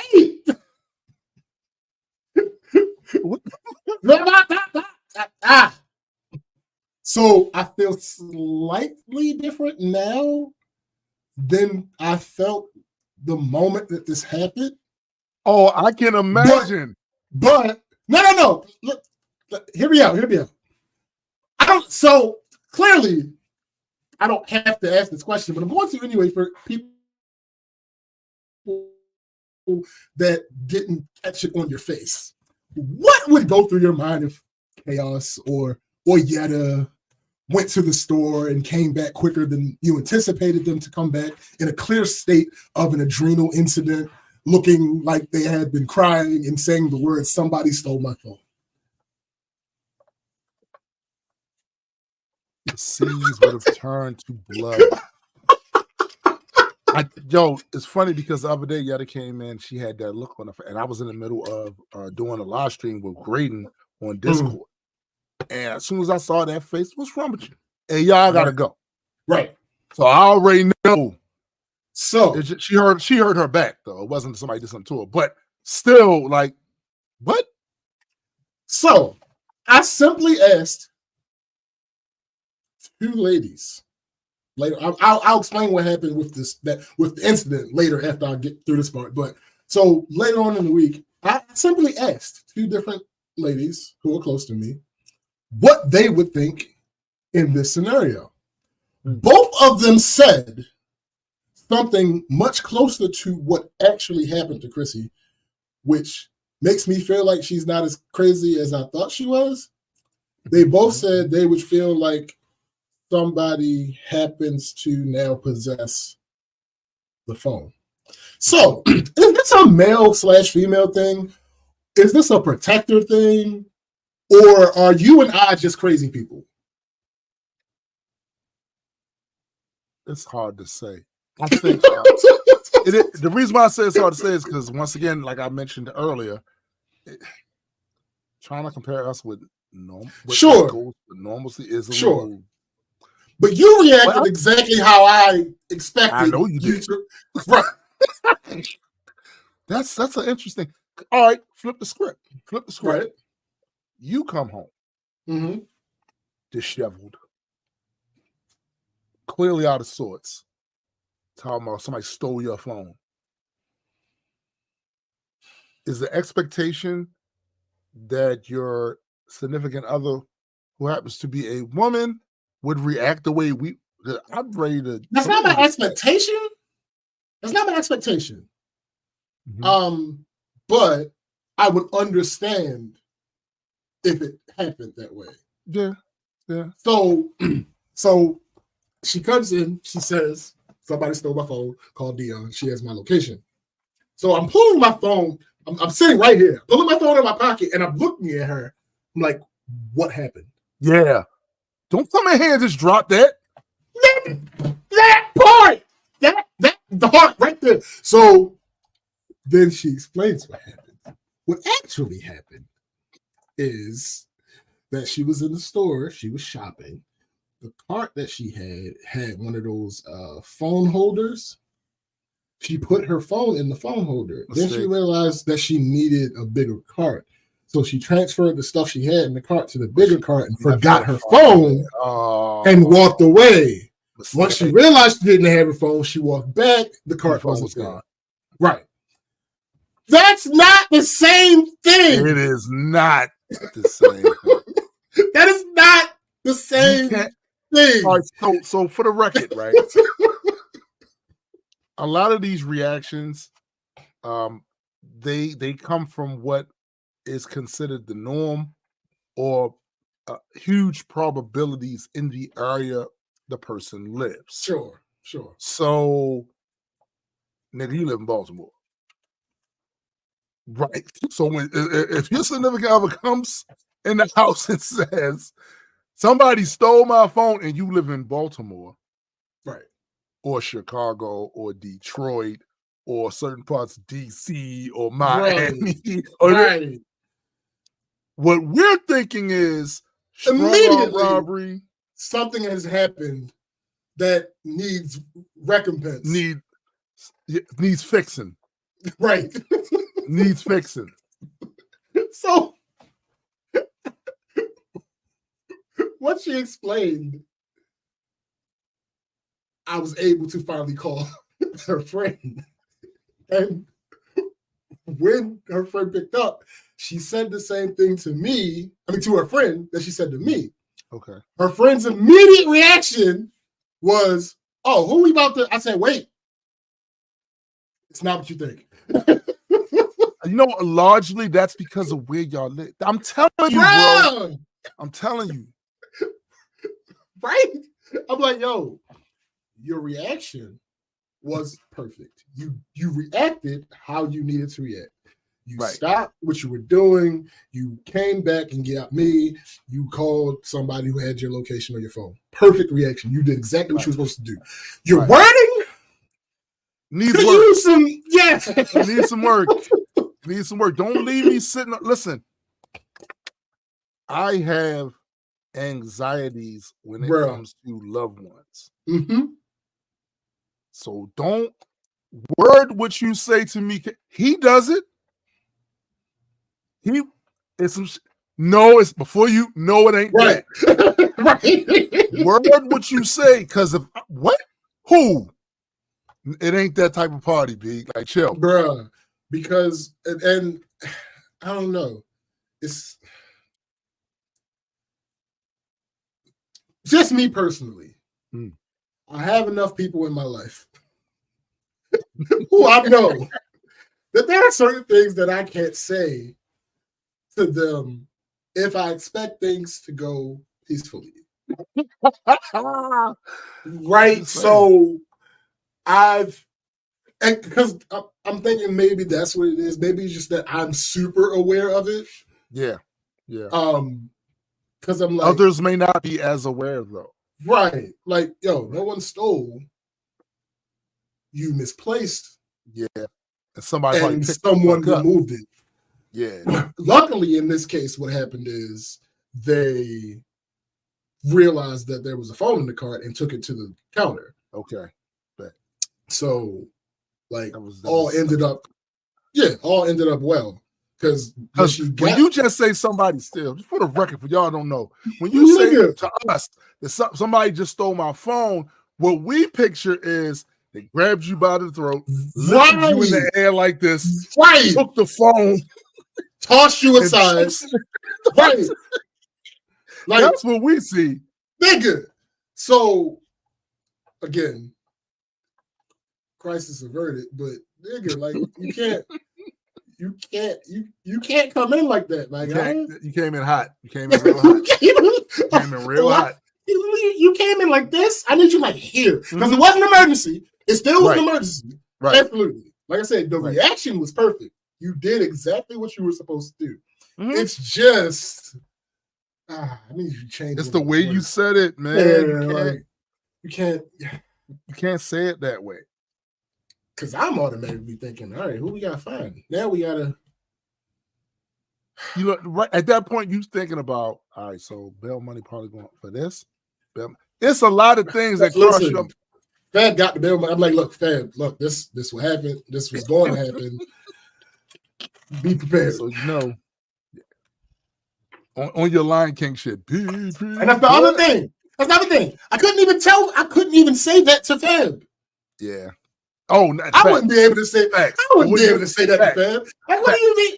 No. What the fuck you mean somebody? No, not like that. Not like that. All right. All right. Y'all gotta hold up, man. Public service announcement time. Public service announcement time. Loved ones. Yes. Love us like we love you. Bro, you got chill. Love us enough to consider, even in your state of upsetness, how you relay that to us. Because any of y'all ever seen that I don't know if it was in the movies first or it was just a made-for-TV movie. I Know Why the Caged Bird Sings. It talks about Maya Angelou when she was a kid. She got molested by somebody who her mom used to see. He told who did it. Nigga ended up dead. Right? For a long time, my Angelou didn't speak. Right. Because what she said caused somebody to die. Because she told her uncles and them what the fuck happened. I say that to say this. If you want to keep us out of jail, if you want to keep blood pressures down, nigga, word that shit appropriately. Don't make it seem like somebody violated you. Because that's immediately where I go. That's the first. Literally the first. Like, what the fuck you mean somebody stole? Like, perfect example. I did what you're asking people to do in that moment because my initial was, what the fuck do you know? Right. Calm down. What happened? Take it down. Right. Take it down. Take it down. I don't know. It like I said, everything was fine. No real issues. The phone was still at the store. All that. It was cool. It's cool. All right. Bet. Moving on. Delusional people. Hold up. So There are 8 billion people on the planet, so if you Correct. Oh, gotcha. So Gotcha. delusional people baffle me, and I might not be using the right words. So Well, I you know said people, that. so. Well, sure, but I know that perception is, for a lot of intents and purposes, reality. Yeah, Like, facts. the people that argue that that's not true are being obtuse. They're cat's cat. That's cat. Yeah, the human brain has the power to trick the body into and out of things. Yeah, 100%. We know this for sure. Often people don't parse info well. There are also. You said that as that was the most diplomatic way to say what actually happened. I'm trying to. Woo, boy, that was politician like. That was Cody Rhodes level. Like that shit. Woo! Because I'm trying to approach this in a measured way, because you'll see. So, like I said, a lot of people, often people don't parse info well. There are so many ways that statement is true. I'm going to give you 2 examples, and I want you to tell me, in your opinion, because it's not a right or wrong answer. I want you to tell me if they are examples of people being highly delusional to the point of being obtuse, or if it's more of a perception as reality thing. All right. Example A. There's one person I know has gotten to a point at their job where they are completely fed up with how things are going. They have mentally checked out and are basically just collecting a free check at this point. You know, the trend that people call silent quitting. Yeah. They're basically doing that. Their argument is that they could just go anywhere and get a different job if they really wanted to. The problem is, history says otherwise. I have known this person for years, and I've seen the jobs they've had over the past decade or so. I would argue there were 2 that were pretty decent. Right. They had a state job at one point, and the job they have now, pretty decent. Pretty decent. Okay. Now, I'm not saying that the current job is decent, as in they should just accept bullshit because the job is decent. No. That's not the point I'm making. Facts. But because there seems to be legitimate bullshit, I can't confirm or deny because I don't work with it. But they're saying, based on what I'm hearing, there seems to be legitimate bullshit. Yeah. But I remember the periods of time when they didn't have a job. I remember them venting to me about nobody wanting to hire them. I remember years ago when they decided they were leaving the state job and how they had an offer for the current job on the table, but they almost missed out on that because they had other applications that they were waiting to hear from. And those calls never came. Never came. Is this person being obtuse, or is this mental trickery? I would say they're being. No, I think this is mental trickery, and I'm gonna tell you why. Maybe a bit of both, but I'm leaning more with that. There is a phenomenon where people who have been looking for work for a long time, been told no a lot, finally get that job. And they be there for a while, and then they get accustomed to getting the check every payday. And they forget what it's like not to be getting that paycheck. I've seen this happen. I've seen it happen with me. I've seen it happen with people who've worked under my employ. You, sir, was wearing your everyday jeans when you came in here. And you got this job. Now you're getting a check every fucking week. You've been getting it every week for a while. And you're handling your bills. You're dressing better. You're eating better. You're planning vacations. You're doing all this shit. Because you assume my check's coming. You start planning around the checks. Right. And I think that's part of the mental trickery Because when you get mad, and now like the level of gratefulness that you once had to be able to find that job after being there for a while, you're more familiar with the politics there, the people there, the dynamic there, the type of work you do. You even got shortcuts for how you do the shit you do. You are definitely not the guy that came in there that was on, so let me impress these people so I can keep this job. You're definitely not that anymore. And you start thinking, fuck out of here with all that bullshit they saying to me. I just go out and get another one. Right. That's part of the first part is the mental trickery of getting into everything. That last part, the moment you say that out loud, what it should trigger, right, is, oh, remember how long it took me to get this one? Nigga. That's what it should trigger. That's where the obtuse part comes in. The fact that the fact that did not trigger that, or maybe it did, but now you're trying to save face and you talking shit, right? Because my mama ain't raised no punk. All right. Well, I tell you what she did raise. Somebody that was unemployed. You came in this world unemployed. I mean, you came in this world unemployed, motherfucker. Yeah. All right. You know what I'm saying? So keep playing. Because I think a lot of people, like I said, a lot of people talk that shit. But they saying that out loud, B. They don't, because once they say it out loud, they might go, remember?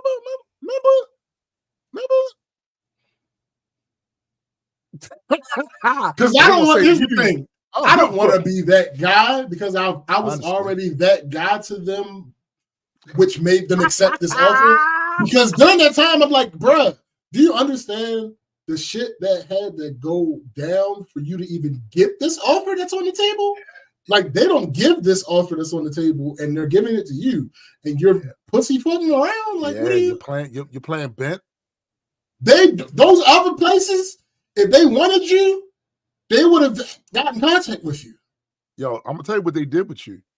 They looked at your application and they tossed that shit in the trash, or they put it kept it on the database, or at the bottom of the pile. At the bottom of the pile, or if you did it online, it's still in their database, but it's buried under a bunch of others. And after about 3 months, they're probably gonna just delete that shit from the goddamn. Come on, man. Like, I had to be the voice of reason then. I'm like, yo, don't let this opportunity go away because you on the hunt for something. Chill out. Like, what are you doing? What I would suggest, I can't really do it now. Not about it. Like, because again, I don't really know what to say. The closer I am to a person, and this is a flaw of mine. It is what it is. Shut up. This is a flaw. It is what it is. The closer I am to a person, the harder it is for me to be diplomatic. Yeah, especially when they're doing something that is detrimentally stupid. Yeah, like you're hurting yourself with this. Like, I'm hurting yourself. Do you realize what I would do if a motherfucker hurt you? Now imagine what I feel like I want to do. That part, hurting yourself, right? It's like, what are you like? What? Anyway, all right. So example 2. This one's more personal. So I told you guys every day at work, I go down to my work mom's desk and I give her a hug every day. So Tuesday, one of the days you did that, somebody was like, "Come out, get up." Right. Actually, that happened again. A different person asked me, "Oh, where's my hug?" I've never touched you. You left it in life. Store. What are we talking about? What up, Paul? Paul, like, I've never touched you in life. What do you mean? Where's your hug? Like, get the fuck out of my face. Anyway, so Tuesday, I went to give her a hug, and she said, "Let me find out your girlfriend got you putting on cologne." I respond. I respond. That's nothing new. She says, "Yes, it is." Now, let's stop real quick.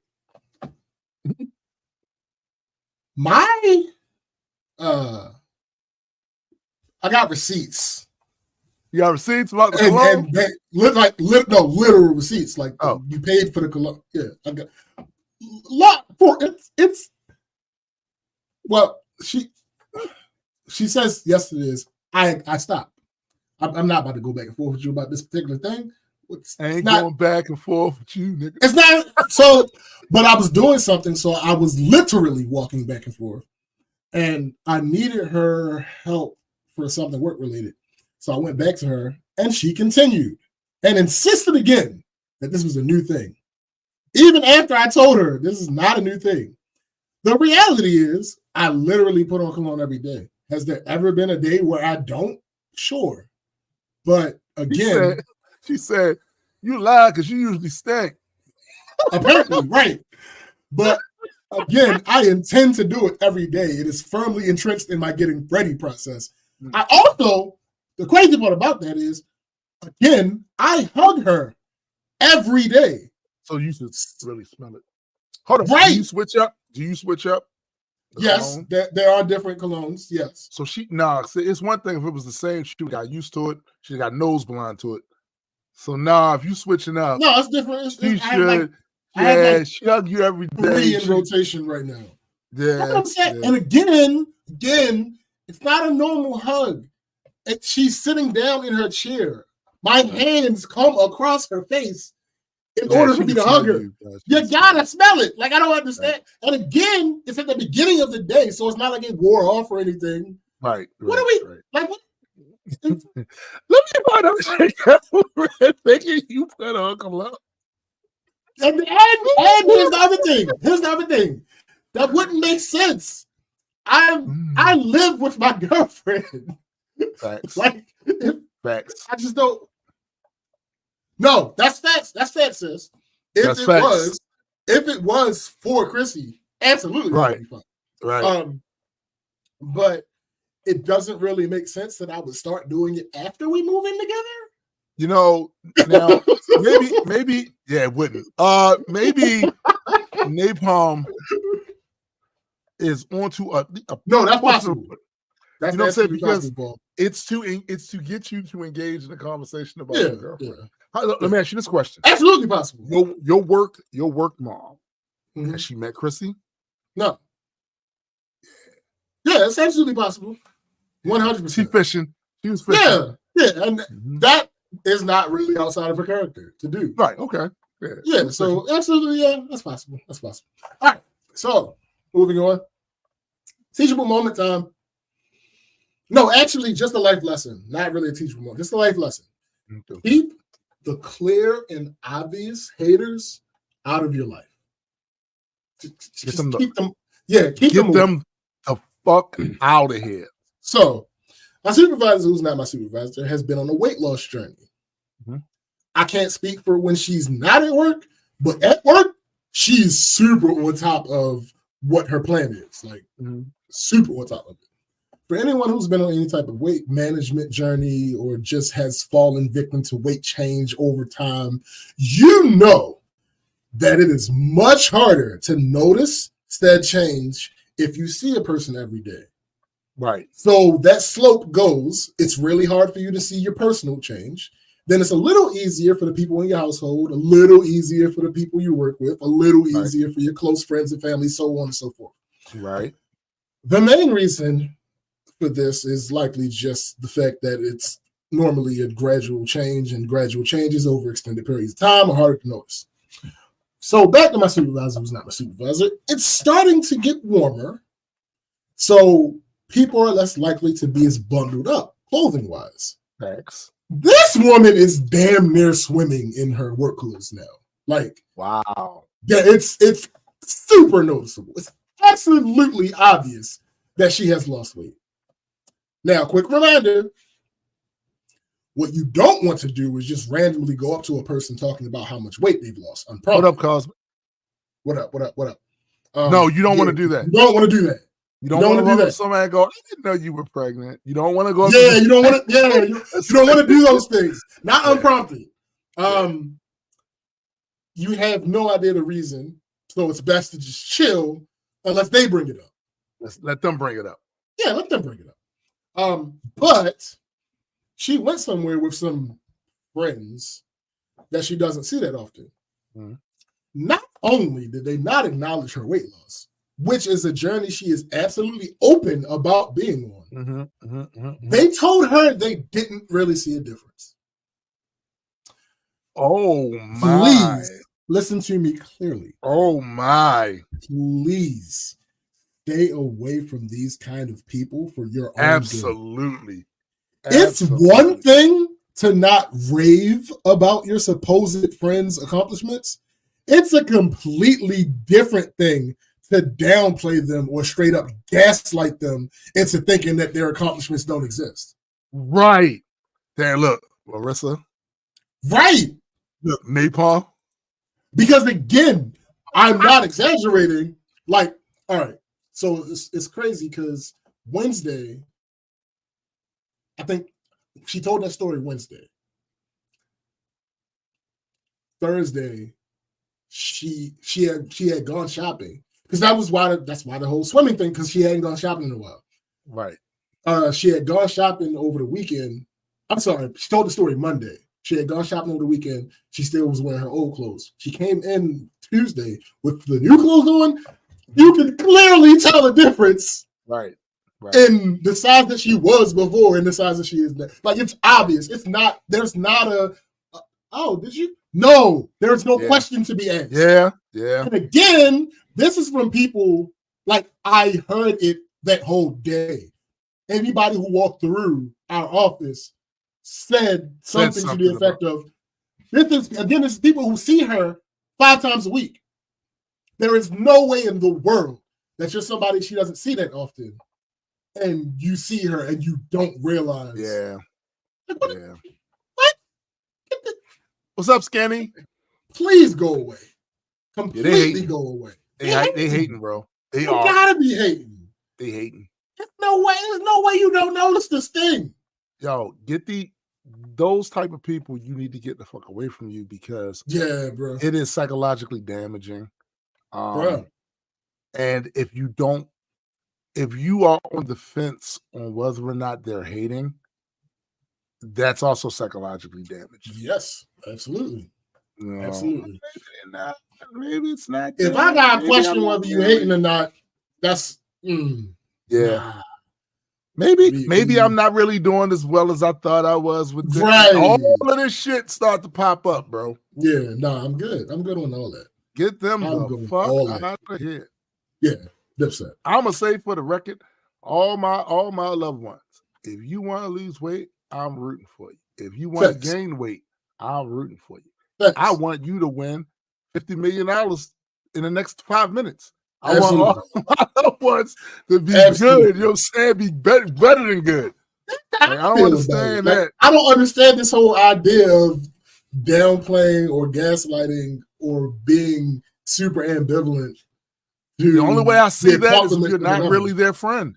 You're not really their friend. That's it. Like, what are we talking about? Like, Chrissy just sent me a message talking. It's a little different because we are a couple, but she just sent me a message about what her credit line increases.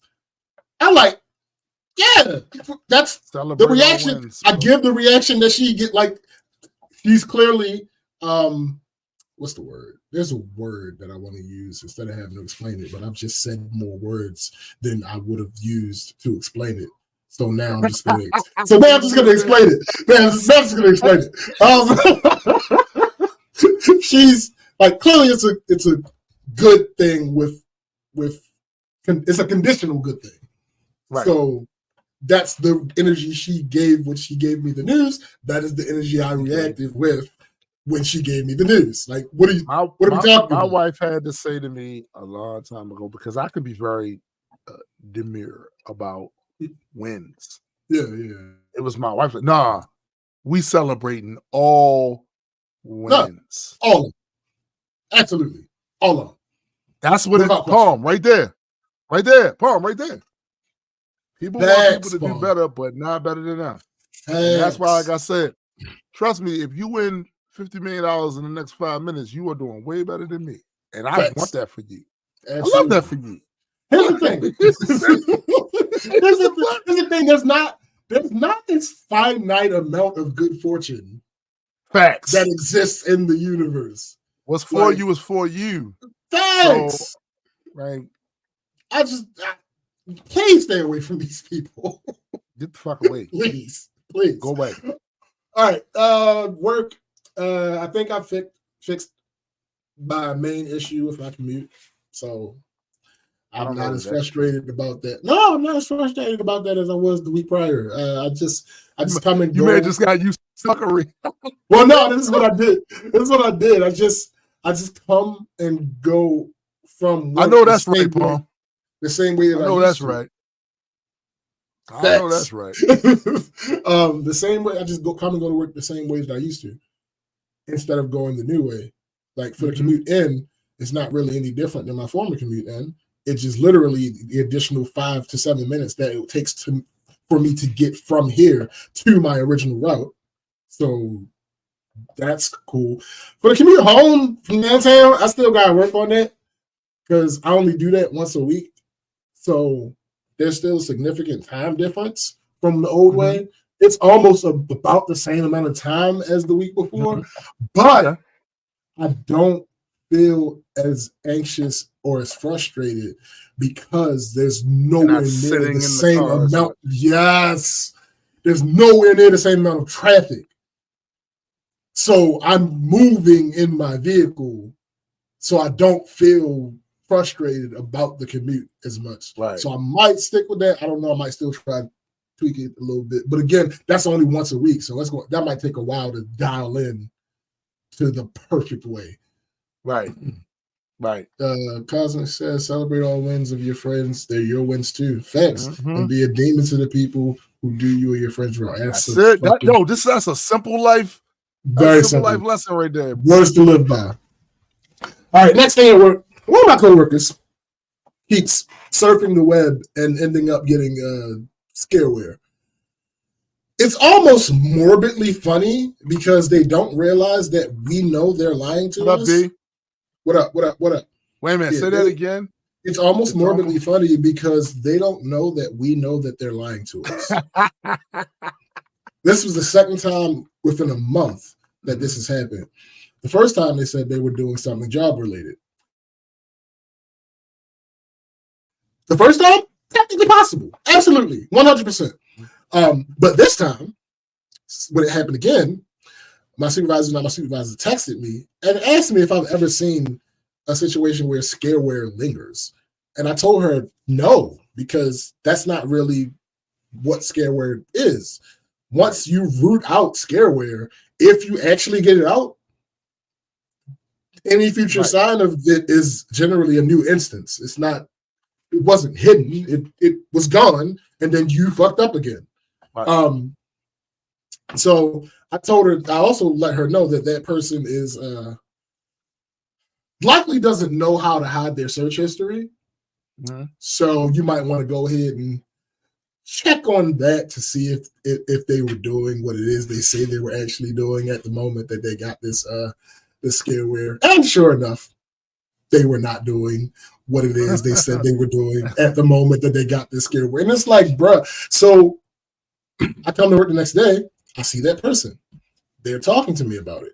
Generally, people would prefer to deal with me over my supervisor who's not my supervisor. But my switch, mainly it's because my switch doesn't activate as quickly as hers. Like, I can be a bit mean. Her fuse is shorter. I know what you're saying.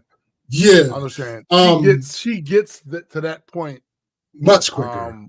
Much quicker. Right. Yeah. So this person was complaining about how stern my supervisor was. Now, my supervisor was when she came and approached her. And then she proceeded to lie to my face unprompted. Oh, wow. Talking about she didn't do anything and she only went to this one specific site. Lying. You want prompt? Nah, see, you're lying. As a direct response, like lying is a direct response to potential trouble is one thing. But to lie to me when there is zero need to lie to me, I didn't ask you what happened. You're lying. Yeah. I didn't fucking ask you what happened. The moment I didn't even ask you, what was you doing? None of that. And you automatically like, what? I knew. I wasn't. So yes, at that point, honestly, at the point that you lied to me unprompted, you can hang. Yeah. I have no desire to protect you at that point. Thanks. Like, what are you talking about? Why would you? So we peoples. But I'm not putting anything on the line if you just gonna lie to me. Hell no, you just gonna you're not even putting me in on a joke, and then you gonna have me hanging out there on the limb for some lie you told. Nah, B. Nah. And the worst part of it is, I don't believe it that she's doing anything malicious. That's the worst part. I'm pretty sure it's just that she's not good with computers. But where does your critical thinking come in? You don't think that the people in the IT department, the two people that would have to deal with the computers if something happened to them, don't know how to find out what website you were on? It's. I mean, where's your critical shit be blatant? It's literally my job to be able to do these things. Listen, one of my friends stuffed a banana in the tailpipe. I'm about to go to the mechanic. They won't know that. Somebody, I'm a mechanic. I know what. Yo, at the end of the day, I'm just like, whatever happens from this is what's going to happen from it. I can't. Listen, there's nothing I can do. There's nothing you can do. At this point, don't play me PlayStation. I'm not about to, nigga. I'm not about to waste any of my energy or any of my resources or any of my good favor trying to protect you at this point. Yeah, you lied to me for no reason. That part, your good favor, nigga, the cred that you have built up, right? Yeah, nah. What are you talking about? No, absolutely not. You're going down. If you go down, you're going down alone. You're going down. I can't help you. I can't help you on this one. Like, you're going down. Hey, here's the thing. I'm pretty sure that my supervisor, not my supervisor, gave her the standard threats of, we'll take away your internet access, blah, blah, blah. Normally, because here's the thing about her particularly, the person who fucked up. She kind of needs the internet to do her job. So normally, if something like that happened, I would reassure her, like, all right, realistically, we can't take away your internet access. There may be a potential change that might be coming, but you won't be completely without internet access. No, I didn't even say that, because what the fuck you lying to me for? None of that woo-woo. I asked you a question. Nah, we not woo-wooing shit. No. We ain't woo-wooing shit. Like what? What are you, why you say fuck me for? Like yeah, basically. All right, so moving on to some messiness. Yeah. So I've weekly kept y'all up to date with this whole search that I'm doing for this new property management software at work. So the guy that was stalking me, haven't heard anything from him, so that's great. That company's out the picture completely. Okay. Then the company that we were having several meetings with, well, this is the update on them. So okay, he called again. I again wasn't there to catch his call because again I'm often not at my desk throughout the week. He left a voicemail that basically said, "I heard you were away from work. Call me." He again sent me an email after that, telling me he left a voicemail and asking for me to call him. Mind you, the last time we actually had any conversation, I told him to give me a couple of dates for a potential next meeting after April 10th. Mm-hmm. That's what I told him to do. So here's what I sent him back. Yes, I was away from work for a while. The purpose of this next meeting would be the deeper level of the API and its capabilities. I need a couple potential dates from you in order to schedule everyone that needs to be there. Email is the best way for us to correspond. There is much less room for miscommunication. Forgetting details isn't an issue, and I'm often away from my desk during the week. So if you could send me 3 potential dates so I can get with everyone that has to be in the meeting, that would be great. Now, if you were a person who was trying to secure this client, I would assume that your next move would be to give them the thing that they have now twice specifically asked you for and confirmed. Thanks. Did he? Of course. Did he? Oh, damn. No, Damn. Of course not. Instead, he sent this. Hi, James. Thanks for the note. So to be clear, you'd like to schedule a meeting to talk specifically about the API, correct? Again, this is the third or fourth time I've said this to him, and the second time that I've explicitly clarified. And he's now asking me, you want to do this, correct? If that is the case, I'll bring our VP of engineering onto the call. Please confirm, as he is very busy, and I don't want to waste his time. Are you able to get in touch with other people on your team to ask what kind of questions you plan to ask? I want to make sure he's prepared. I'll look at calendars this morning to determine what some good times would be for us. But please, if you would, confirm what questions you'll plan to ask, or at the very least, which parts of the platform you'll have questions about. Thank you in advance, and I look forward to hearing from you. Now, that email came through when I was getting ready to leave the office. So I didn't respond immediately because I had to do some work in order to give him a full answer. Right. And the amount of work I had to do couldn't be done at that time. So I come to work the next day and I have another email from him that literally just says, quote, following up here, end quote.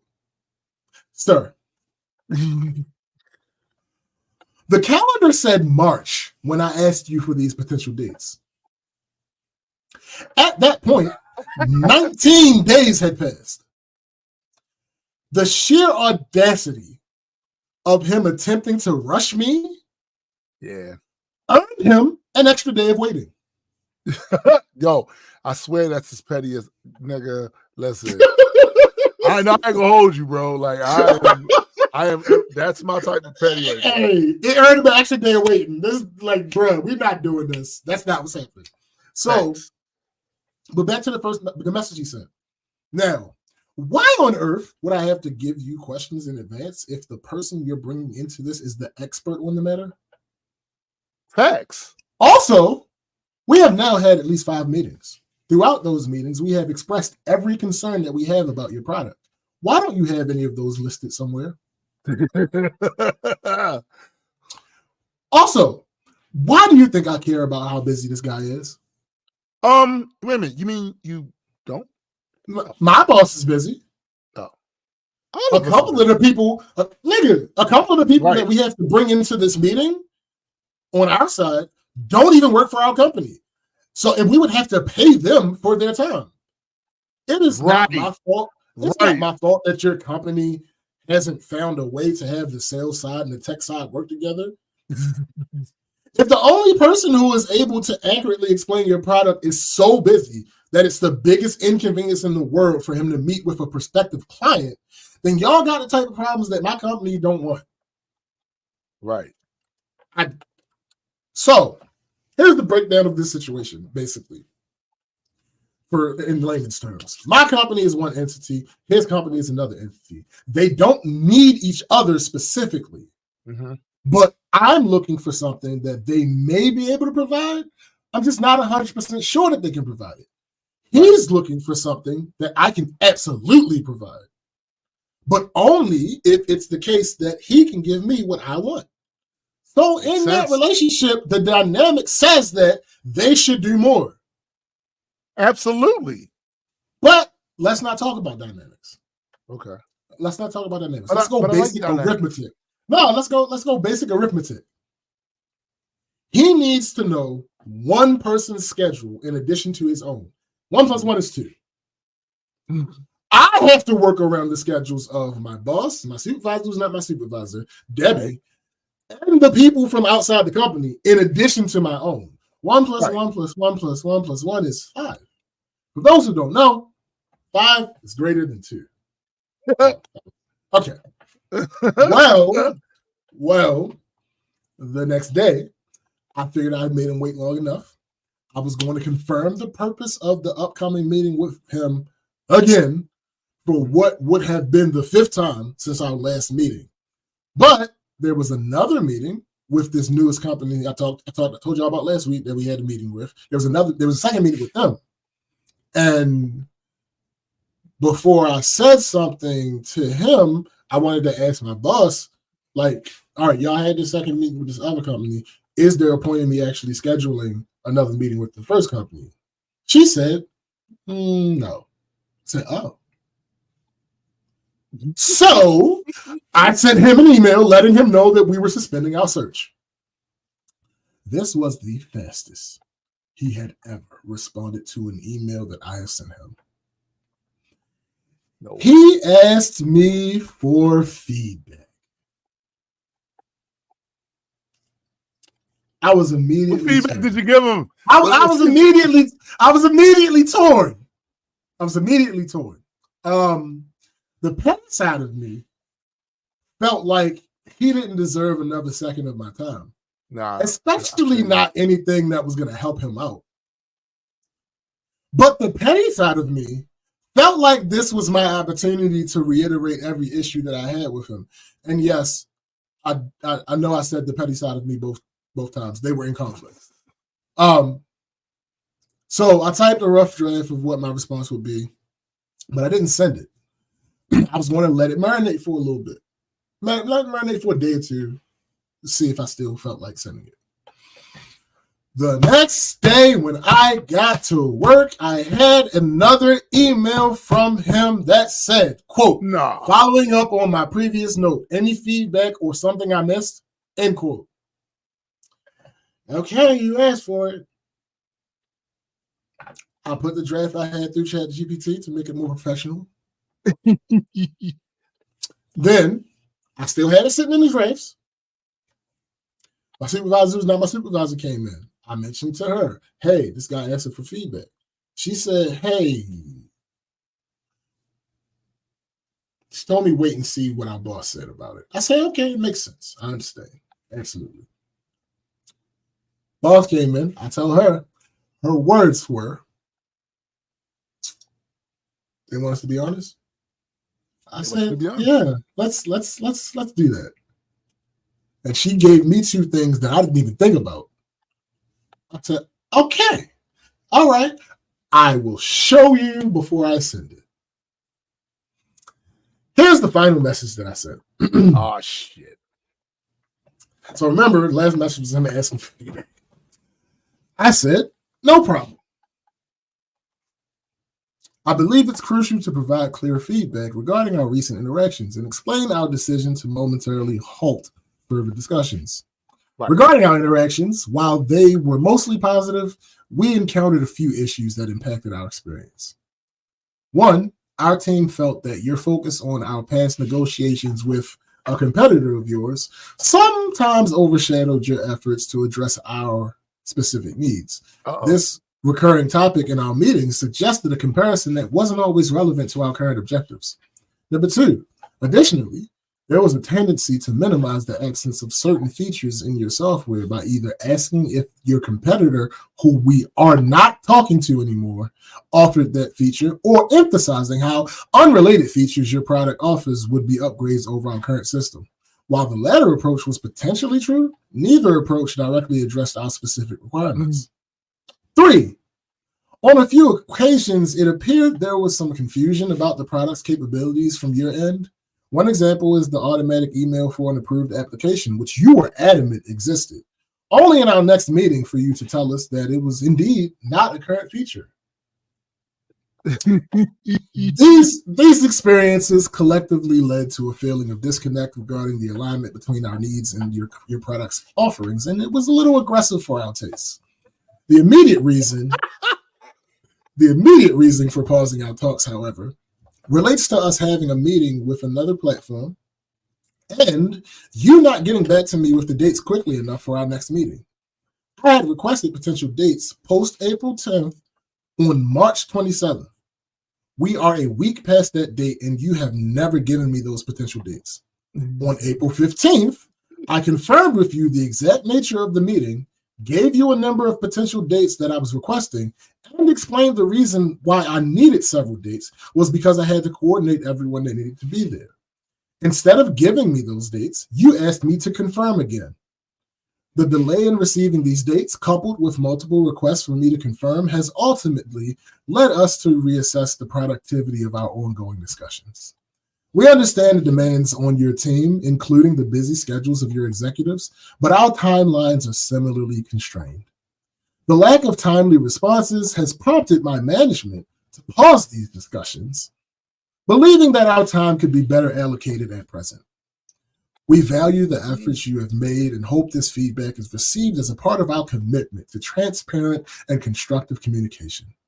Should circumstances change, we remain open to revisiting our discussions. Best regards. Yo, I don't know which part is funnier to me. A bit too aggressive for our taste, or the ending. Best regards. I mean, listen. He hasn't responded, and I don't suppose that he will. Yo, what my thing is, like, y'all really be having like the issues, right, with these other companies you're trying to. Here's the thing. Here's my issue. Here's my real problem, right? Mm-hmm. I understand salesmanship, right? I get it. I understand the process. I understand the art behind it. But do you understand brinkmanship? No. Well, nigga, apparently I understand it better than these people do, because badgering someone you're trying to sell to is not the way to sell to. Yeah, it really isn't. We've come into this situation explaining to you exactly what we wanted, exactly the process we've been through in trying to find this thing. All you had to do, it's like the difference between being in the bottom of the ninth in the World Series and being at fucking practice with a tee. Yeah. We teed the ball up for you. We told you everything we need. We told you what is a non-starter for us. We asked if you can accommodate us. Right. Your response should be showing us what you're capable of and answering the questions that we have of as far as what you can. That's supposed to be what you're doing. You're not supposed to be saying, oh, you had talks with this other company that's our rival. Well, what made you stop talking to them? That's not that's really none of your business, yo. That's really none of your business. It's not your fucking business. Hey, we don't know if we like this particular feature of yours. Can it work this way? Oh, well, did the competitor that you guys were talking to have it work this way? Yo, what does that have to do with anything? You know what that sound like? You and your significant other are being transparent about past relationships. Not what y'all did in the relationships, but that y'all had the past relationship. And then your insecure ass going, was he better than me in bed? No. We're not here for your market research. No, not at all. That's not our purpose. Miss me with all that. Like, what the fuck are you? What? Oh, well, okay. All right, we see that you have this and this and this. Okay, we require this one thing. Do you have a way for us to do it? Well, we have this other feature that would be really good for you, and it will be better than what you're currently doing. It's not the fuck I asked you. We already talked about that feature. I'm aware that that's an upgrade to that part of the process, but I'm asking you about this part of the process. Specs. Okay. Well, we'll get back to you on that next time I talk to you. Do you have any answers about the issues that we talked about? What issues were those exactly? Right. What do you mean what issues? We told you about this in the meeting. Why didn't you write it down? Because you don't know everything about your product, you have to go consult with other people. That's what you said, right? So why aren't you writing down the things that you need to take to other people to consult with them? I mean, hey, I was using your free trial of your software, and I did an application, and I saw that you have a text messaging feature and you have an automatic email feature. I love those. However, when I approved the application, there was no automatic email to let the applicant know that their application was approved. Right. Oh, no, we have that. Maybe it's just a situation where it doesn't work for the demo. Oh, okay, cool. Next meeting. We get to the end of the meeting. Are there any more questions? The automatic email for the approvals, you didn't say anything? Oh, yeah, no, we don't have that. It's not a feature. Huh. But you were adamant last week that it was actually absolutely. I mean, I'm not stupid. I don't have time to. you got this far because I seek permission to respond to you the way that I really want to. Right. And it wasn't before this point. It wouldn't have been prudent for me to go back and forth with my boss to get her to let me react to you the way that I would like to. You're right. But now you've pissed her off. And now I don't have to convince Exactly. Now all bets are off now, sir. All bets are off now. Because here's the thing. I feel confident that I can convince her to let me do it. Of course. But it's much easier when I know I don't have to convince her. Absolutely. And that's why I waited. Because it's like, and again, we really do need this thing. Like that's the part of this that is really annoying, because you really do need it, but at the same time, you need to not get in bed with a company that has a certain type of ethic there that's going to be annoying to you later. And if they start showing like red flags and shit, it's like, yeah, we need this thing, but do we got to get it from y'all? Because y'all sound like y'all gonna be pissed. Exactly. Like I'm not. I know that I'm going to be intimately involved with the process moving forward. I'm not trying to set myself up for this type of bullshit. I'm not trying to continue dealing with this shit in the future. So we either going to correct this behavior or we just not going to do this. And I gave them ample opportunity to correct the behaviors. Right. I shouldn't have to ask you for potential dates 5 times and still not get the dates. Well, I have to confirm because my VP of engineering is a very busy man. So the implication being that everybody over here has the sole job of trying to get you guys on board. That's somebody. That's our only job. You don't understand though. Monday through Friday, 9 to 5. That's our sole job. You're not getting it. He's a busy man. Didn't you hear him? Right. What the fuck are you telling? Who the fuck do you think? See, and this you don't seem to understand. He's a busy man. This is the problem, bro. Because it's like busy is subjective, right? Also, you not a busy man, right? Your supervisor's not your supervisor. Is not a busy man. We make space and time for the things that we deem are necessary. Yep. We prioritize things. That's how you work in any field, not even corporate, any field that you work in, unless you have somebody that's like super micromanager above you, you look at what you have to do and you prioritize and figure out what it is you need to do first, what needs to have more time allotted to it, and all that other good shit. That is the universal constant for anybody who fucking works. Why is it that you feel as though this is what happened? That's what I'm saying. Like, so your sales part of your company is not connected enough with your tech side of your company to be able to do this smoothly. You're trying to get our money. We're not trying to get your money. You're trying to get our money. Yeah. I've always said this in any relationship, work, family, friend, significant other. When you want something from the other person, make it easy. Yeah, yes, be clear. Yes, be clear about what you want and all that good stuff.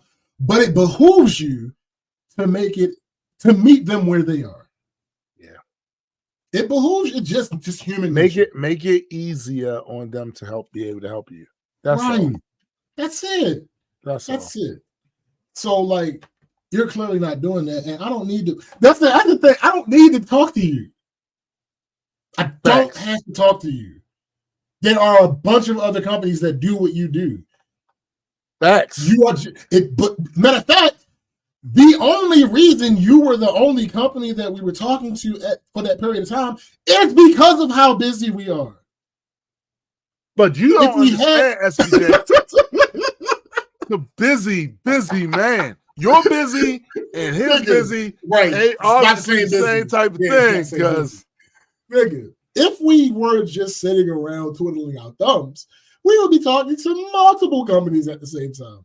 Because these fucking meetings require everybody stopping what they're doing, right, and convening in one place for an hour. Yeah. That takes doing, especially when so 3 of us are in my department. These fucking ants, they're giant ants. Anyway, and it's like one here. Next 2-3 days, I might see one. Like, what are you doing? Why are you anyway? So like it's the 3 of us in my department. All 3 of us do different things. Then there's a person from a completely different department who is the head of that department. Mm-hmm. Then again, like I said, it's people from outside of our company that have other clients and all that type of shit that we have to pay for their time. What the fuck do you mean busy? Like, I don't understand. Anyway, I'm sorry. I went a bit too far. But yeah, like it's a thing. It's a whole thing. And I'm happy that the thing is over. Like, I don't blame you for being happy. Again, it's better for both companies if you ask me. Absolutely. They can be busy over there. Facts. Right? Like, you need somebody that's busily invested in understanding what you need. That's what you need. That's what y'all looking for. He's obviously invested in something else. I'm pretty sure there was some trash need to be taken out. A little bit of dust on the curtains. It was something that he was really busy with. So, and the thing about it is, like, I understand that people be busy. Like, I often say on here, my time is more valuable than my money. Like, it's because you got more of it. You got more time right now. That's what that is. So it's like, what are we like?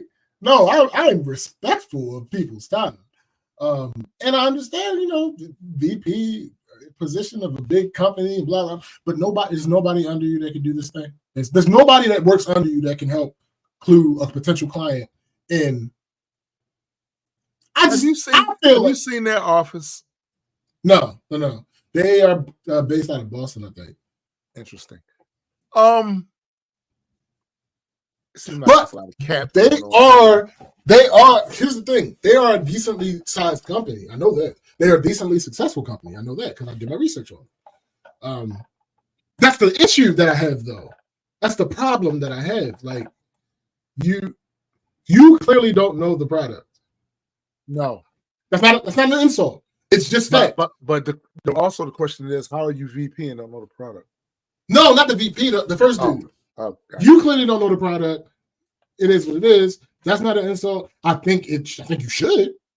I absolutely think you should know what you're selling. I don't think that's an insult, but I do feel he should be insulted. Oh, absolutely. No, he should be insulted because it should be a part of his job. Yeah. You should know what you're selling. Come on, you should know what you're selling. Yeah. Come on. Like that, just that part about the whole automatic email. You're like, oh no, we absolutely, like, I'm not giving it justice. He talked me down, like, no, it's absolutely a feature of ours. Okay, cool. Maybe it's just no. I don't think you understand, sir. This is a feature. Yes. And I'm like, no. This is you can count on, and then it ain't there next week. I'm like, strangely conspicuous by your lack of mentioning. That's because by its absence. Right. This feature is conspicuous by its absence. But I noticed that you didn't bring this up this entire meeting about the whole automatic email for proof. Oh yeah, no, we don't do that. Oh yeah. Here's the thing, right? All my business folks out here that deal with customers, and you do have to pitch your shit to somebody else. It is so important that you don't add or take away whatever it is you're trying to pitch this person on, because that lukewarm lead can instantly turn to a cold lead Facts. to non-existence because Facts. you don't know if that thing you said you had was a core feature they really wanted. Right. And then they heard you say you had it. They get all excited about it. Mm-hmm. And then you don't. Yep. I'll tell you what that does. There could have been at least 4 or 5 other potential people they could have done business with. You gave them the right pitch. They're excited for you. They're not thinking about these other people anymore. Then they come and talk to you the second time, and now the feature you said was there, come to find out, you never had it in the first place. Right. You pissed that customer off because, like, man, fucking around with you, I could have went and didn't waste my time on one of these other fucking companies. And particularly if whatever it is you selling is marginally more expensive, but it was worth it for them because of the feature that you said you had. Way to chase off repeat customers, bro. Right. Way to chase them the fuck out of here. 100%. And the thing about it is, I only threw it in there because it was a list of grievances. That particular feature was not like a deal breaker. Right. It's just how he handled it. Yeah. It's how he handled. It's how he just. You're almost out to an extent. You're gaslighting me. Yes. You're making it seem like, oh, I didn't do something right, and that's why it didn't happen. No, it's not a fucking feature you have. So I don't know. I'm happy that I don't have to deal with it anymore. And again, this is one of those scenarios in all of the other ones that I've talked about where I've had to send these professional disc records. I wanted what I said to be the last word. Right? I hear you. This isn't one of them. Right. I actually want him to respond. I want to see what he says to this. But I don't think he will. Well, you could, and this is just a suggestion. If you're trying to get that last response, you could use AI and sound like his dad or his uncle, such and such, and then try to make it seem like they make an appeal to him that he need to come with this other reply. You could do that. I mean, the tech is there, is what I'm saying. Facts. But again, no, in this position, I don't want the last word. I want him to respond. I want to see what he has. Answer for yourself. But again, I really don't believe. No, I don't believe he's gonna say anything. But if he does, what if he does though? And he comes back smoking like. Oh, if you come back with he can have it. Because here's the thing, I can't say what I want to. I wouldn't be able to say what I would want to say in response. Yeah, you're fighting with one hand behind your back. So yeah, because anything I send, we're in the IT department. Anything I send, my boss could see if she really wanted to. Don't you got to CC her with that shit anyway? So. No, I ain't see no. I had her. She literally sat in my seat and read it. Oh damn! Before I sent it, yeah. I said, hey, come read this before I hit the send button. Because once I hit the send, it's over. It's nothing I can do. Yeah. She read it. She said, "Oh, okay." I said, "All right." Good with this? All right. Sure. Y'all know what time it is. It is time for M.I. the asshole. Now, good news, we have music. Bad news is I don't have it ready. But we finally have music. We do have music. So let's get into the first one. Am I the asshole for implying to my mother that I won't help her and my siblings out after I turn 18? My mom is a single mom and we struggle. I'm 17, the oldest, and I have 4 younger siblings, 14, 12, 9, and 8.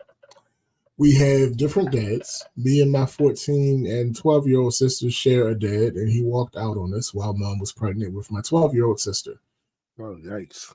A year later, she found another guy, and he was bad news, but my mom was so desperate for a guy and overlooked a lot of red flags. She had 2 kids with him, and then he stole from my mom and left without ever looking back and left us in a really tight position. After that, my mom would lean on me a lot, and she asked me to step up and be there for my siblings and help more around the house. And I did it because I wanted to help my mom. I hoped it would mean she wouldn't rush into another relationship with another dude who was bad news. It was tough though. Like having to help with homework and feeding my siblings and being responsible for most of the cleaning was a lot. My mom still did stuff. It was just she had to work and couldn't be there all the time. But after a year or so of that, she started to take her frustrations out on me verbally. She complained about calls from my school. I struggled in school, or if I forgot to do something, she'd tell me I couldn't let her down and I needed to act more like an adult and do better. When I was 14, she asked me if I could start making money, and I did. I helped around the neighborhood for some extra money and got a part-time job a year later and gave mom the money from that. But it was like she'd take it all out on me more. If I got home late from work or school, she'd tell me to cut it out and I needed to be more responsible. If a bill wasn't paid on time, she'd tell me to be less useless or be more useful. If I couldn't do something, she'd ask me what good was I doing. She'd tell me I wasn't a kid anymore and needed to stop expecting the life of one out of nowhere sometimes. Eventually, I got so tired of it and became so constant that I started saving money so I can get away as soon as possible. Mom doesn't know about it, and I still give her the rest of what I make because it's really the only way to save without her knowing. My mom expects me to stay here and help for the next several years until my siblings are all older. I'll be out of the house as soon as I turn 18, and I won't consider staying for anyone, not even my siblings. Mom has been extra nasty lately to me, and she was saying I should start looking for a full-time job now so I can be a full second income. I was like, bold of you to assume I'll be getting a full-time job to help you out more. And mom was then even more pissed, and she told me I fucking need to get over myself and accept it. She told me I was such a dick for implying I could abandon my siblings like that. She was so loud, my siblings heard, and they were upset at me too. All right. I don't see how he's not the asshole. Listen, parents. I gotta say this, man. I have seen firsthand the results of parents who need to help and the kids that lean in to help. I've seen both sides. I've seen the parent being appreciative of the shit, and I've seen the parent taking it for granted and being on some bullshit with this entitlement that this was going to always be a thing. Listen to what I'm trying to tell you. The ones who was appreciative of what the kid did, their relationship with that kid goes on. Even if the kid moved out, might throw the mom some money, some bread here there when they, they're effectively in the parent's life. The ones of them that act entitled and act like this is what this was going to be a thing, and you got to just suck it up and take it, right? And said all kinds of crazy shit. That relationship is non-existent.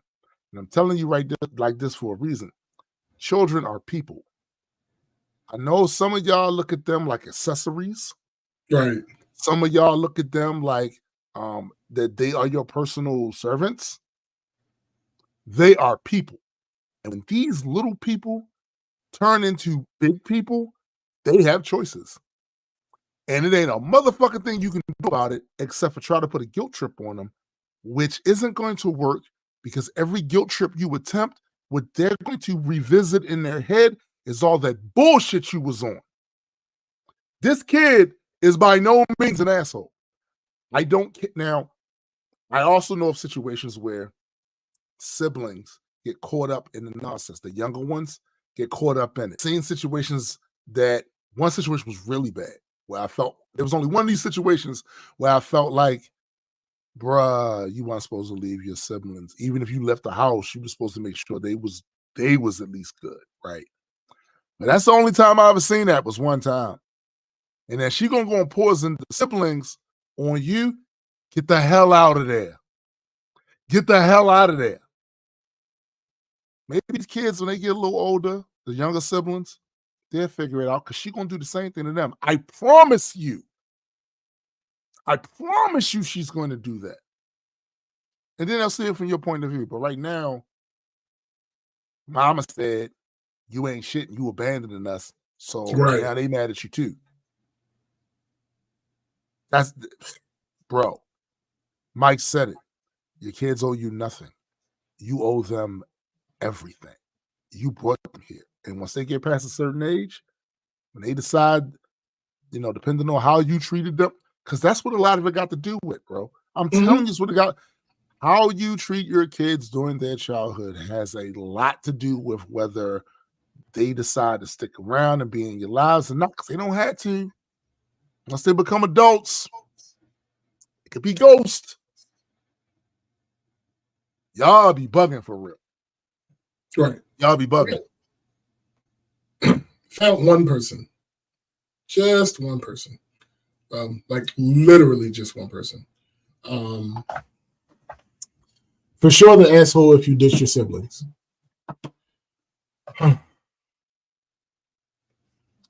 I did not bring these children into this earth. Responsible for them. I didn't bring them here. I love them. However, I'm still a child. Yep. I will only be turning 18 soon. And for most intents and purposes, say it, bro. I'm still a child. Bro, can I get a hand raised to anybody in the audience that has raised an 18-year-old? Still very much children. Did you think they were? Did you think they're kids, bro? Like, I don't know. Listen, this is one of those things where we can use a bunch of different criteria that is not related in any way, and it all leads to the same answer. Yeah, it all leads to the same answer. If you've ever helped raise anybody who had a human being who was 18 years old, you know the adult. If you look at a person who cannot legally drink alcohol here, you know they're not an adult. If you go to someone who cannot rent a rental car here by themselves, you know they're not an adult. Not an adult. If you look at a human being whose prefrontal lobe is not fully developed, you know they're not an adult. Motherfucking kid, bro. That's a goddamn kid. It's teen. It's in the It's right there. It's right there. No, I didn't raise several of them. I didn't raise several of them. I'm telling you, the kids, man. Look, do this. Just do this. Ride past your local senior high. Look at the seniors. The children. The children. The children. Yo, you know what's funny about it? Funny about that? Me and Chrissy were doing a rewatch of the show The Game, and even though it's been so long since the show came out, there's a newer version, and I don't know. I haven't seen that part yet, so I'm not gonna do anything to spoil anything for anybody. But there's a couple in the later half of the first, in the later seasons of the first run of the show. Well, second run. It's had 3 runs, but anyway, there's towards the end before the newer version started. There's a couple that makes a lot of terrible fucking decisions, a whole bunch of time, and they keep seeing past each other, and it's a whole thing. And Chris was like, "I hate them so much," and I was like, "Well, oh shit, they're kids." One of them just got drafted to football. That's a child. Yes, that is a child. He might be 22. Come on, bro. Listen, they are children. We're not doing that. Listen, I don't give a fuck what the government said. Right. You have personal experience with these. I've had 18-year-olds in my house. I've had 21-year-olds in my house. I've had 22-year-olds in my house. I've had 25-year-olds in my house. And now I have 28 and 27-year-olds in my house. Excuse me, 29 and 27-year-olds in my house. Children, all of them. Kids. Yo, and this is like, I don't even need to say the whole if you've raised a human being of a certain age. If you've been a human being of a certain age, you should know. Look back on yourself. Look back on yourself. Listen, let me tell you something, man. One of the craziest things about me is that when I was roughly 22, 23 years old, at the time, you couldn't tell me shit. Absolutely not. No. I will be 55 in 5 days.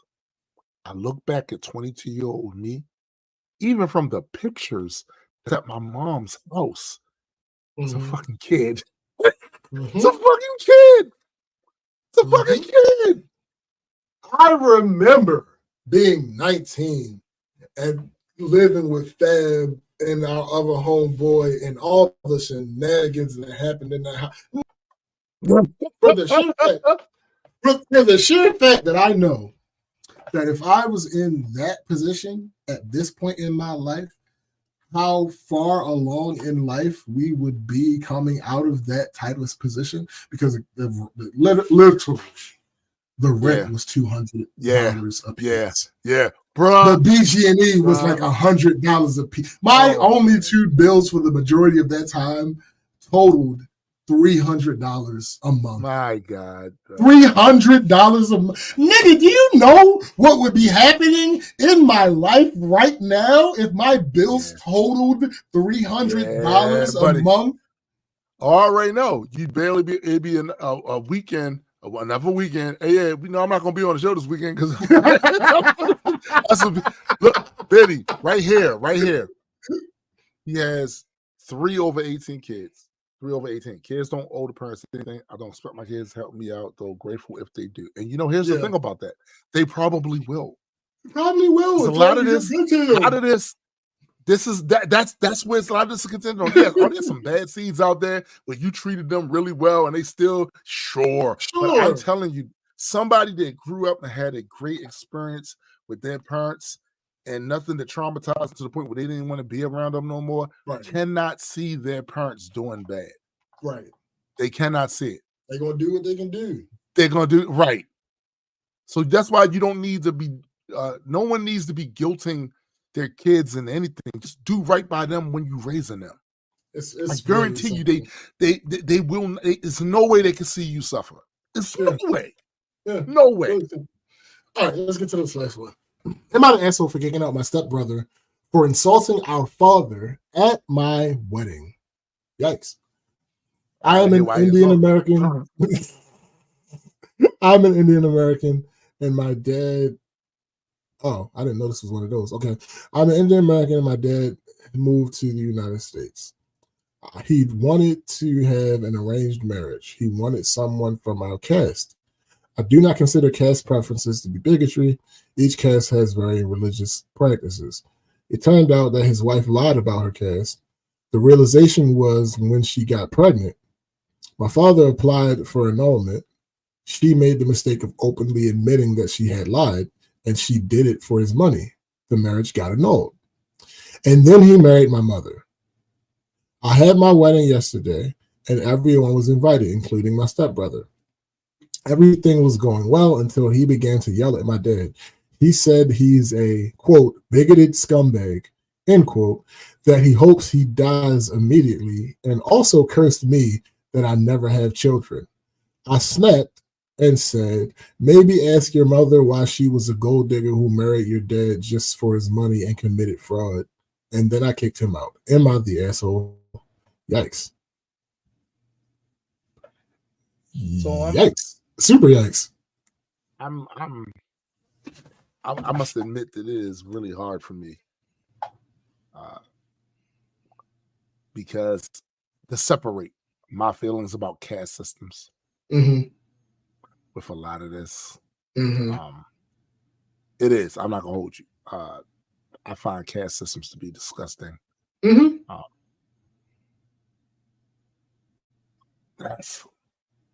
So to be clear, this one is overwhelmingly everyone sucks here. There's always an out. I absolutely understand why after reading it now. Because to be fair, as fair as you can be, yeah, to the pro cast side, she did kind of do the gold digger thing and lied about. She did. Yeah, but there a reason? Because considering what their civilization is over there doing with this caste system shit. Like, was it a situation where she was still over there when that happened, or was she already over here? Right. That matters. It does matter. Does the lie matter? This is the thing about the lie, right? So there's lies, and then there's lies. So you are a German citizen circa 1940, 39, some shit. You're hiding your Jewish neighbors in the basement. The Gestapo comes over, knocks on the door, said, "We rounding up Jewish people. You know where any of them are at?" And you tell them, "Nope." Did you lie? Sure. Yeah. But would somebody seriously look at you and say, you were morally wrong for lying? The Nazis would. Of course the Nazis would, but thankfully, they're not the paragon or the standard. At least they shouldn't be. Thanks. America didn't change though, but it shouldn't be, right? The whole thing. So in this case, it's not as intense as that. Right. But at the same time, I'm constricting people to poverty simply because they were born into a caste. Facts, Mike. Facts. Like constricting them to poverty simply because they were born into a caste system. Yeah. As somebody who grew up impoverished, there's all kinds of things that happen to you because you lack access to resources. Thanks. Some of these things can be life threatening, right? So I find it hard to judge her, even if she was married for his money. So, like, y'all come from a system that constricts people to certain. Everybody sucks here. Yes, everybody sucks here. You know what I'm saying? I can't really argue with the consensus here. What his insult was accurate. It was very accurate. I mean, morally, again, that kind of depends on if she was already over here or if she was still over there, how much credit she gets. But listen, I ain't in that lady's shoes. Facts. I don't know what her life was like. This could have been Facts. Hey. And not just a fun one, like a necessary one. Yeah. Right. It was a lick. It was. I mean, it was a lick. Like, are you as upset at the person that stole the loaf of bread because they were hungry, right, as you are about the person that stole the loaf of bread because they plan on? I can't even be mad at the person selling it, because one loaf of bread you'll eat right there. But if they could sell it and make some money, they probably can buy. It's really hard to. Yeah. I don't know, bro. I don't know. No, everybody sucks here. It is what it is. It's just now the whole I hope that he dies immediately, and I hope that you never. That's a little strong. That's a little strong. That's a choice. That is a choice. But yeah, that's really. But I will say this. I think sometimes people undersell. If that woman had said that, if she'd have said, I wish all y'all die. That's a little, different. Because a little different. I think people a lot of times really undersell the horror of poverty, Yeah, thanks. right? And also generational. Shit, Nick, people undersell the tepid inconvenience of poverty. Bruh. Bruh. People don't understand what Portex is. Like Yeah, facts. if I had more money, I would be able to buy better shoes. And those shoes would last a while. Mhm. But because I don't have money, I have to buy these terrible shoes that are going to fall apart soon. And I'm going to have to buy another pair of shoes that are going to fall apart soon. again. And I'm going to have to replace them with another pair of shoes. Yeah. And if they happen to fall apart on a weird time frame where I just got a job that requires those shoes and they fall apart, then I might lose that job. Now I might not even be able to afford buying those terrible shoes. I might have to buy even worse shoes. And like that whole, like, people don't even understand that aspect of it. That's what I mean. That's why when people, it is, I find it really weird when people are try to apply a certain standard, a certain moral standard in situations where I'm talking about. So if you live in a society where systemically they constrict you to poverty, generations of it, that is horrific. Yeah, that's not. Oh, I guess he just can't afford the PlayStation today. No, no, that's not what that is. Right. And then you do it generational, so it's not just this family, this iteration of the family. It's future iterations of the family. Right. And not because people are lazy, no, unintelligent, because there's a systemic thing that keeps them in that pocket. You're supposed to stay in that lane. And just in my opinion, the people that are in that and are stuck there have the full right to go revolution. Revolution. Yeah. We coming to fuck you up. Not constricting generation. No. Yeah, I gotta agree with the OP. Everybody says it. Cosmic says maybe he knew the lady's past. Did you check the comments for that clarification? So when it's a everybody sucks here, I tend to not check the comments because the shorthand that I have for it is that there's enough nuance in the comments. Well, it seems like they're factoring in the woman's behavior as well when they say everybody sucks. Right. They're factoring in her behavior as well. Yeah. But I only really my personal take on it is my personal take on it. Right. I know the horrors of poverty, and I know that it's compound interest when it's generational. Bam, bam, bam, bam, bam, and then you say, "Oh no, this is the way everything is supposed to be. Your way is supposed to be. Stay in your place." No, we grabbing guns, pitchforks, and torches, and fuck you. Fuck you. Something got to give. Something got to give. Eat the rich. But facts, like, let them eat cake. Oh no, you about to eat dirt. You about to eat dirt. Like, nah. And that should also be a message to big corporations with this AI stuff. Tread lightly.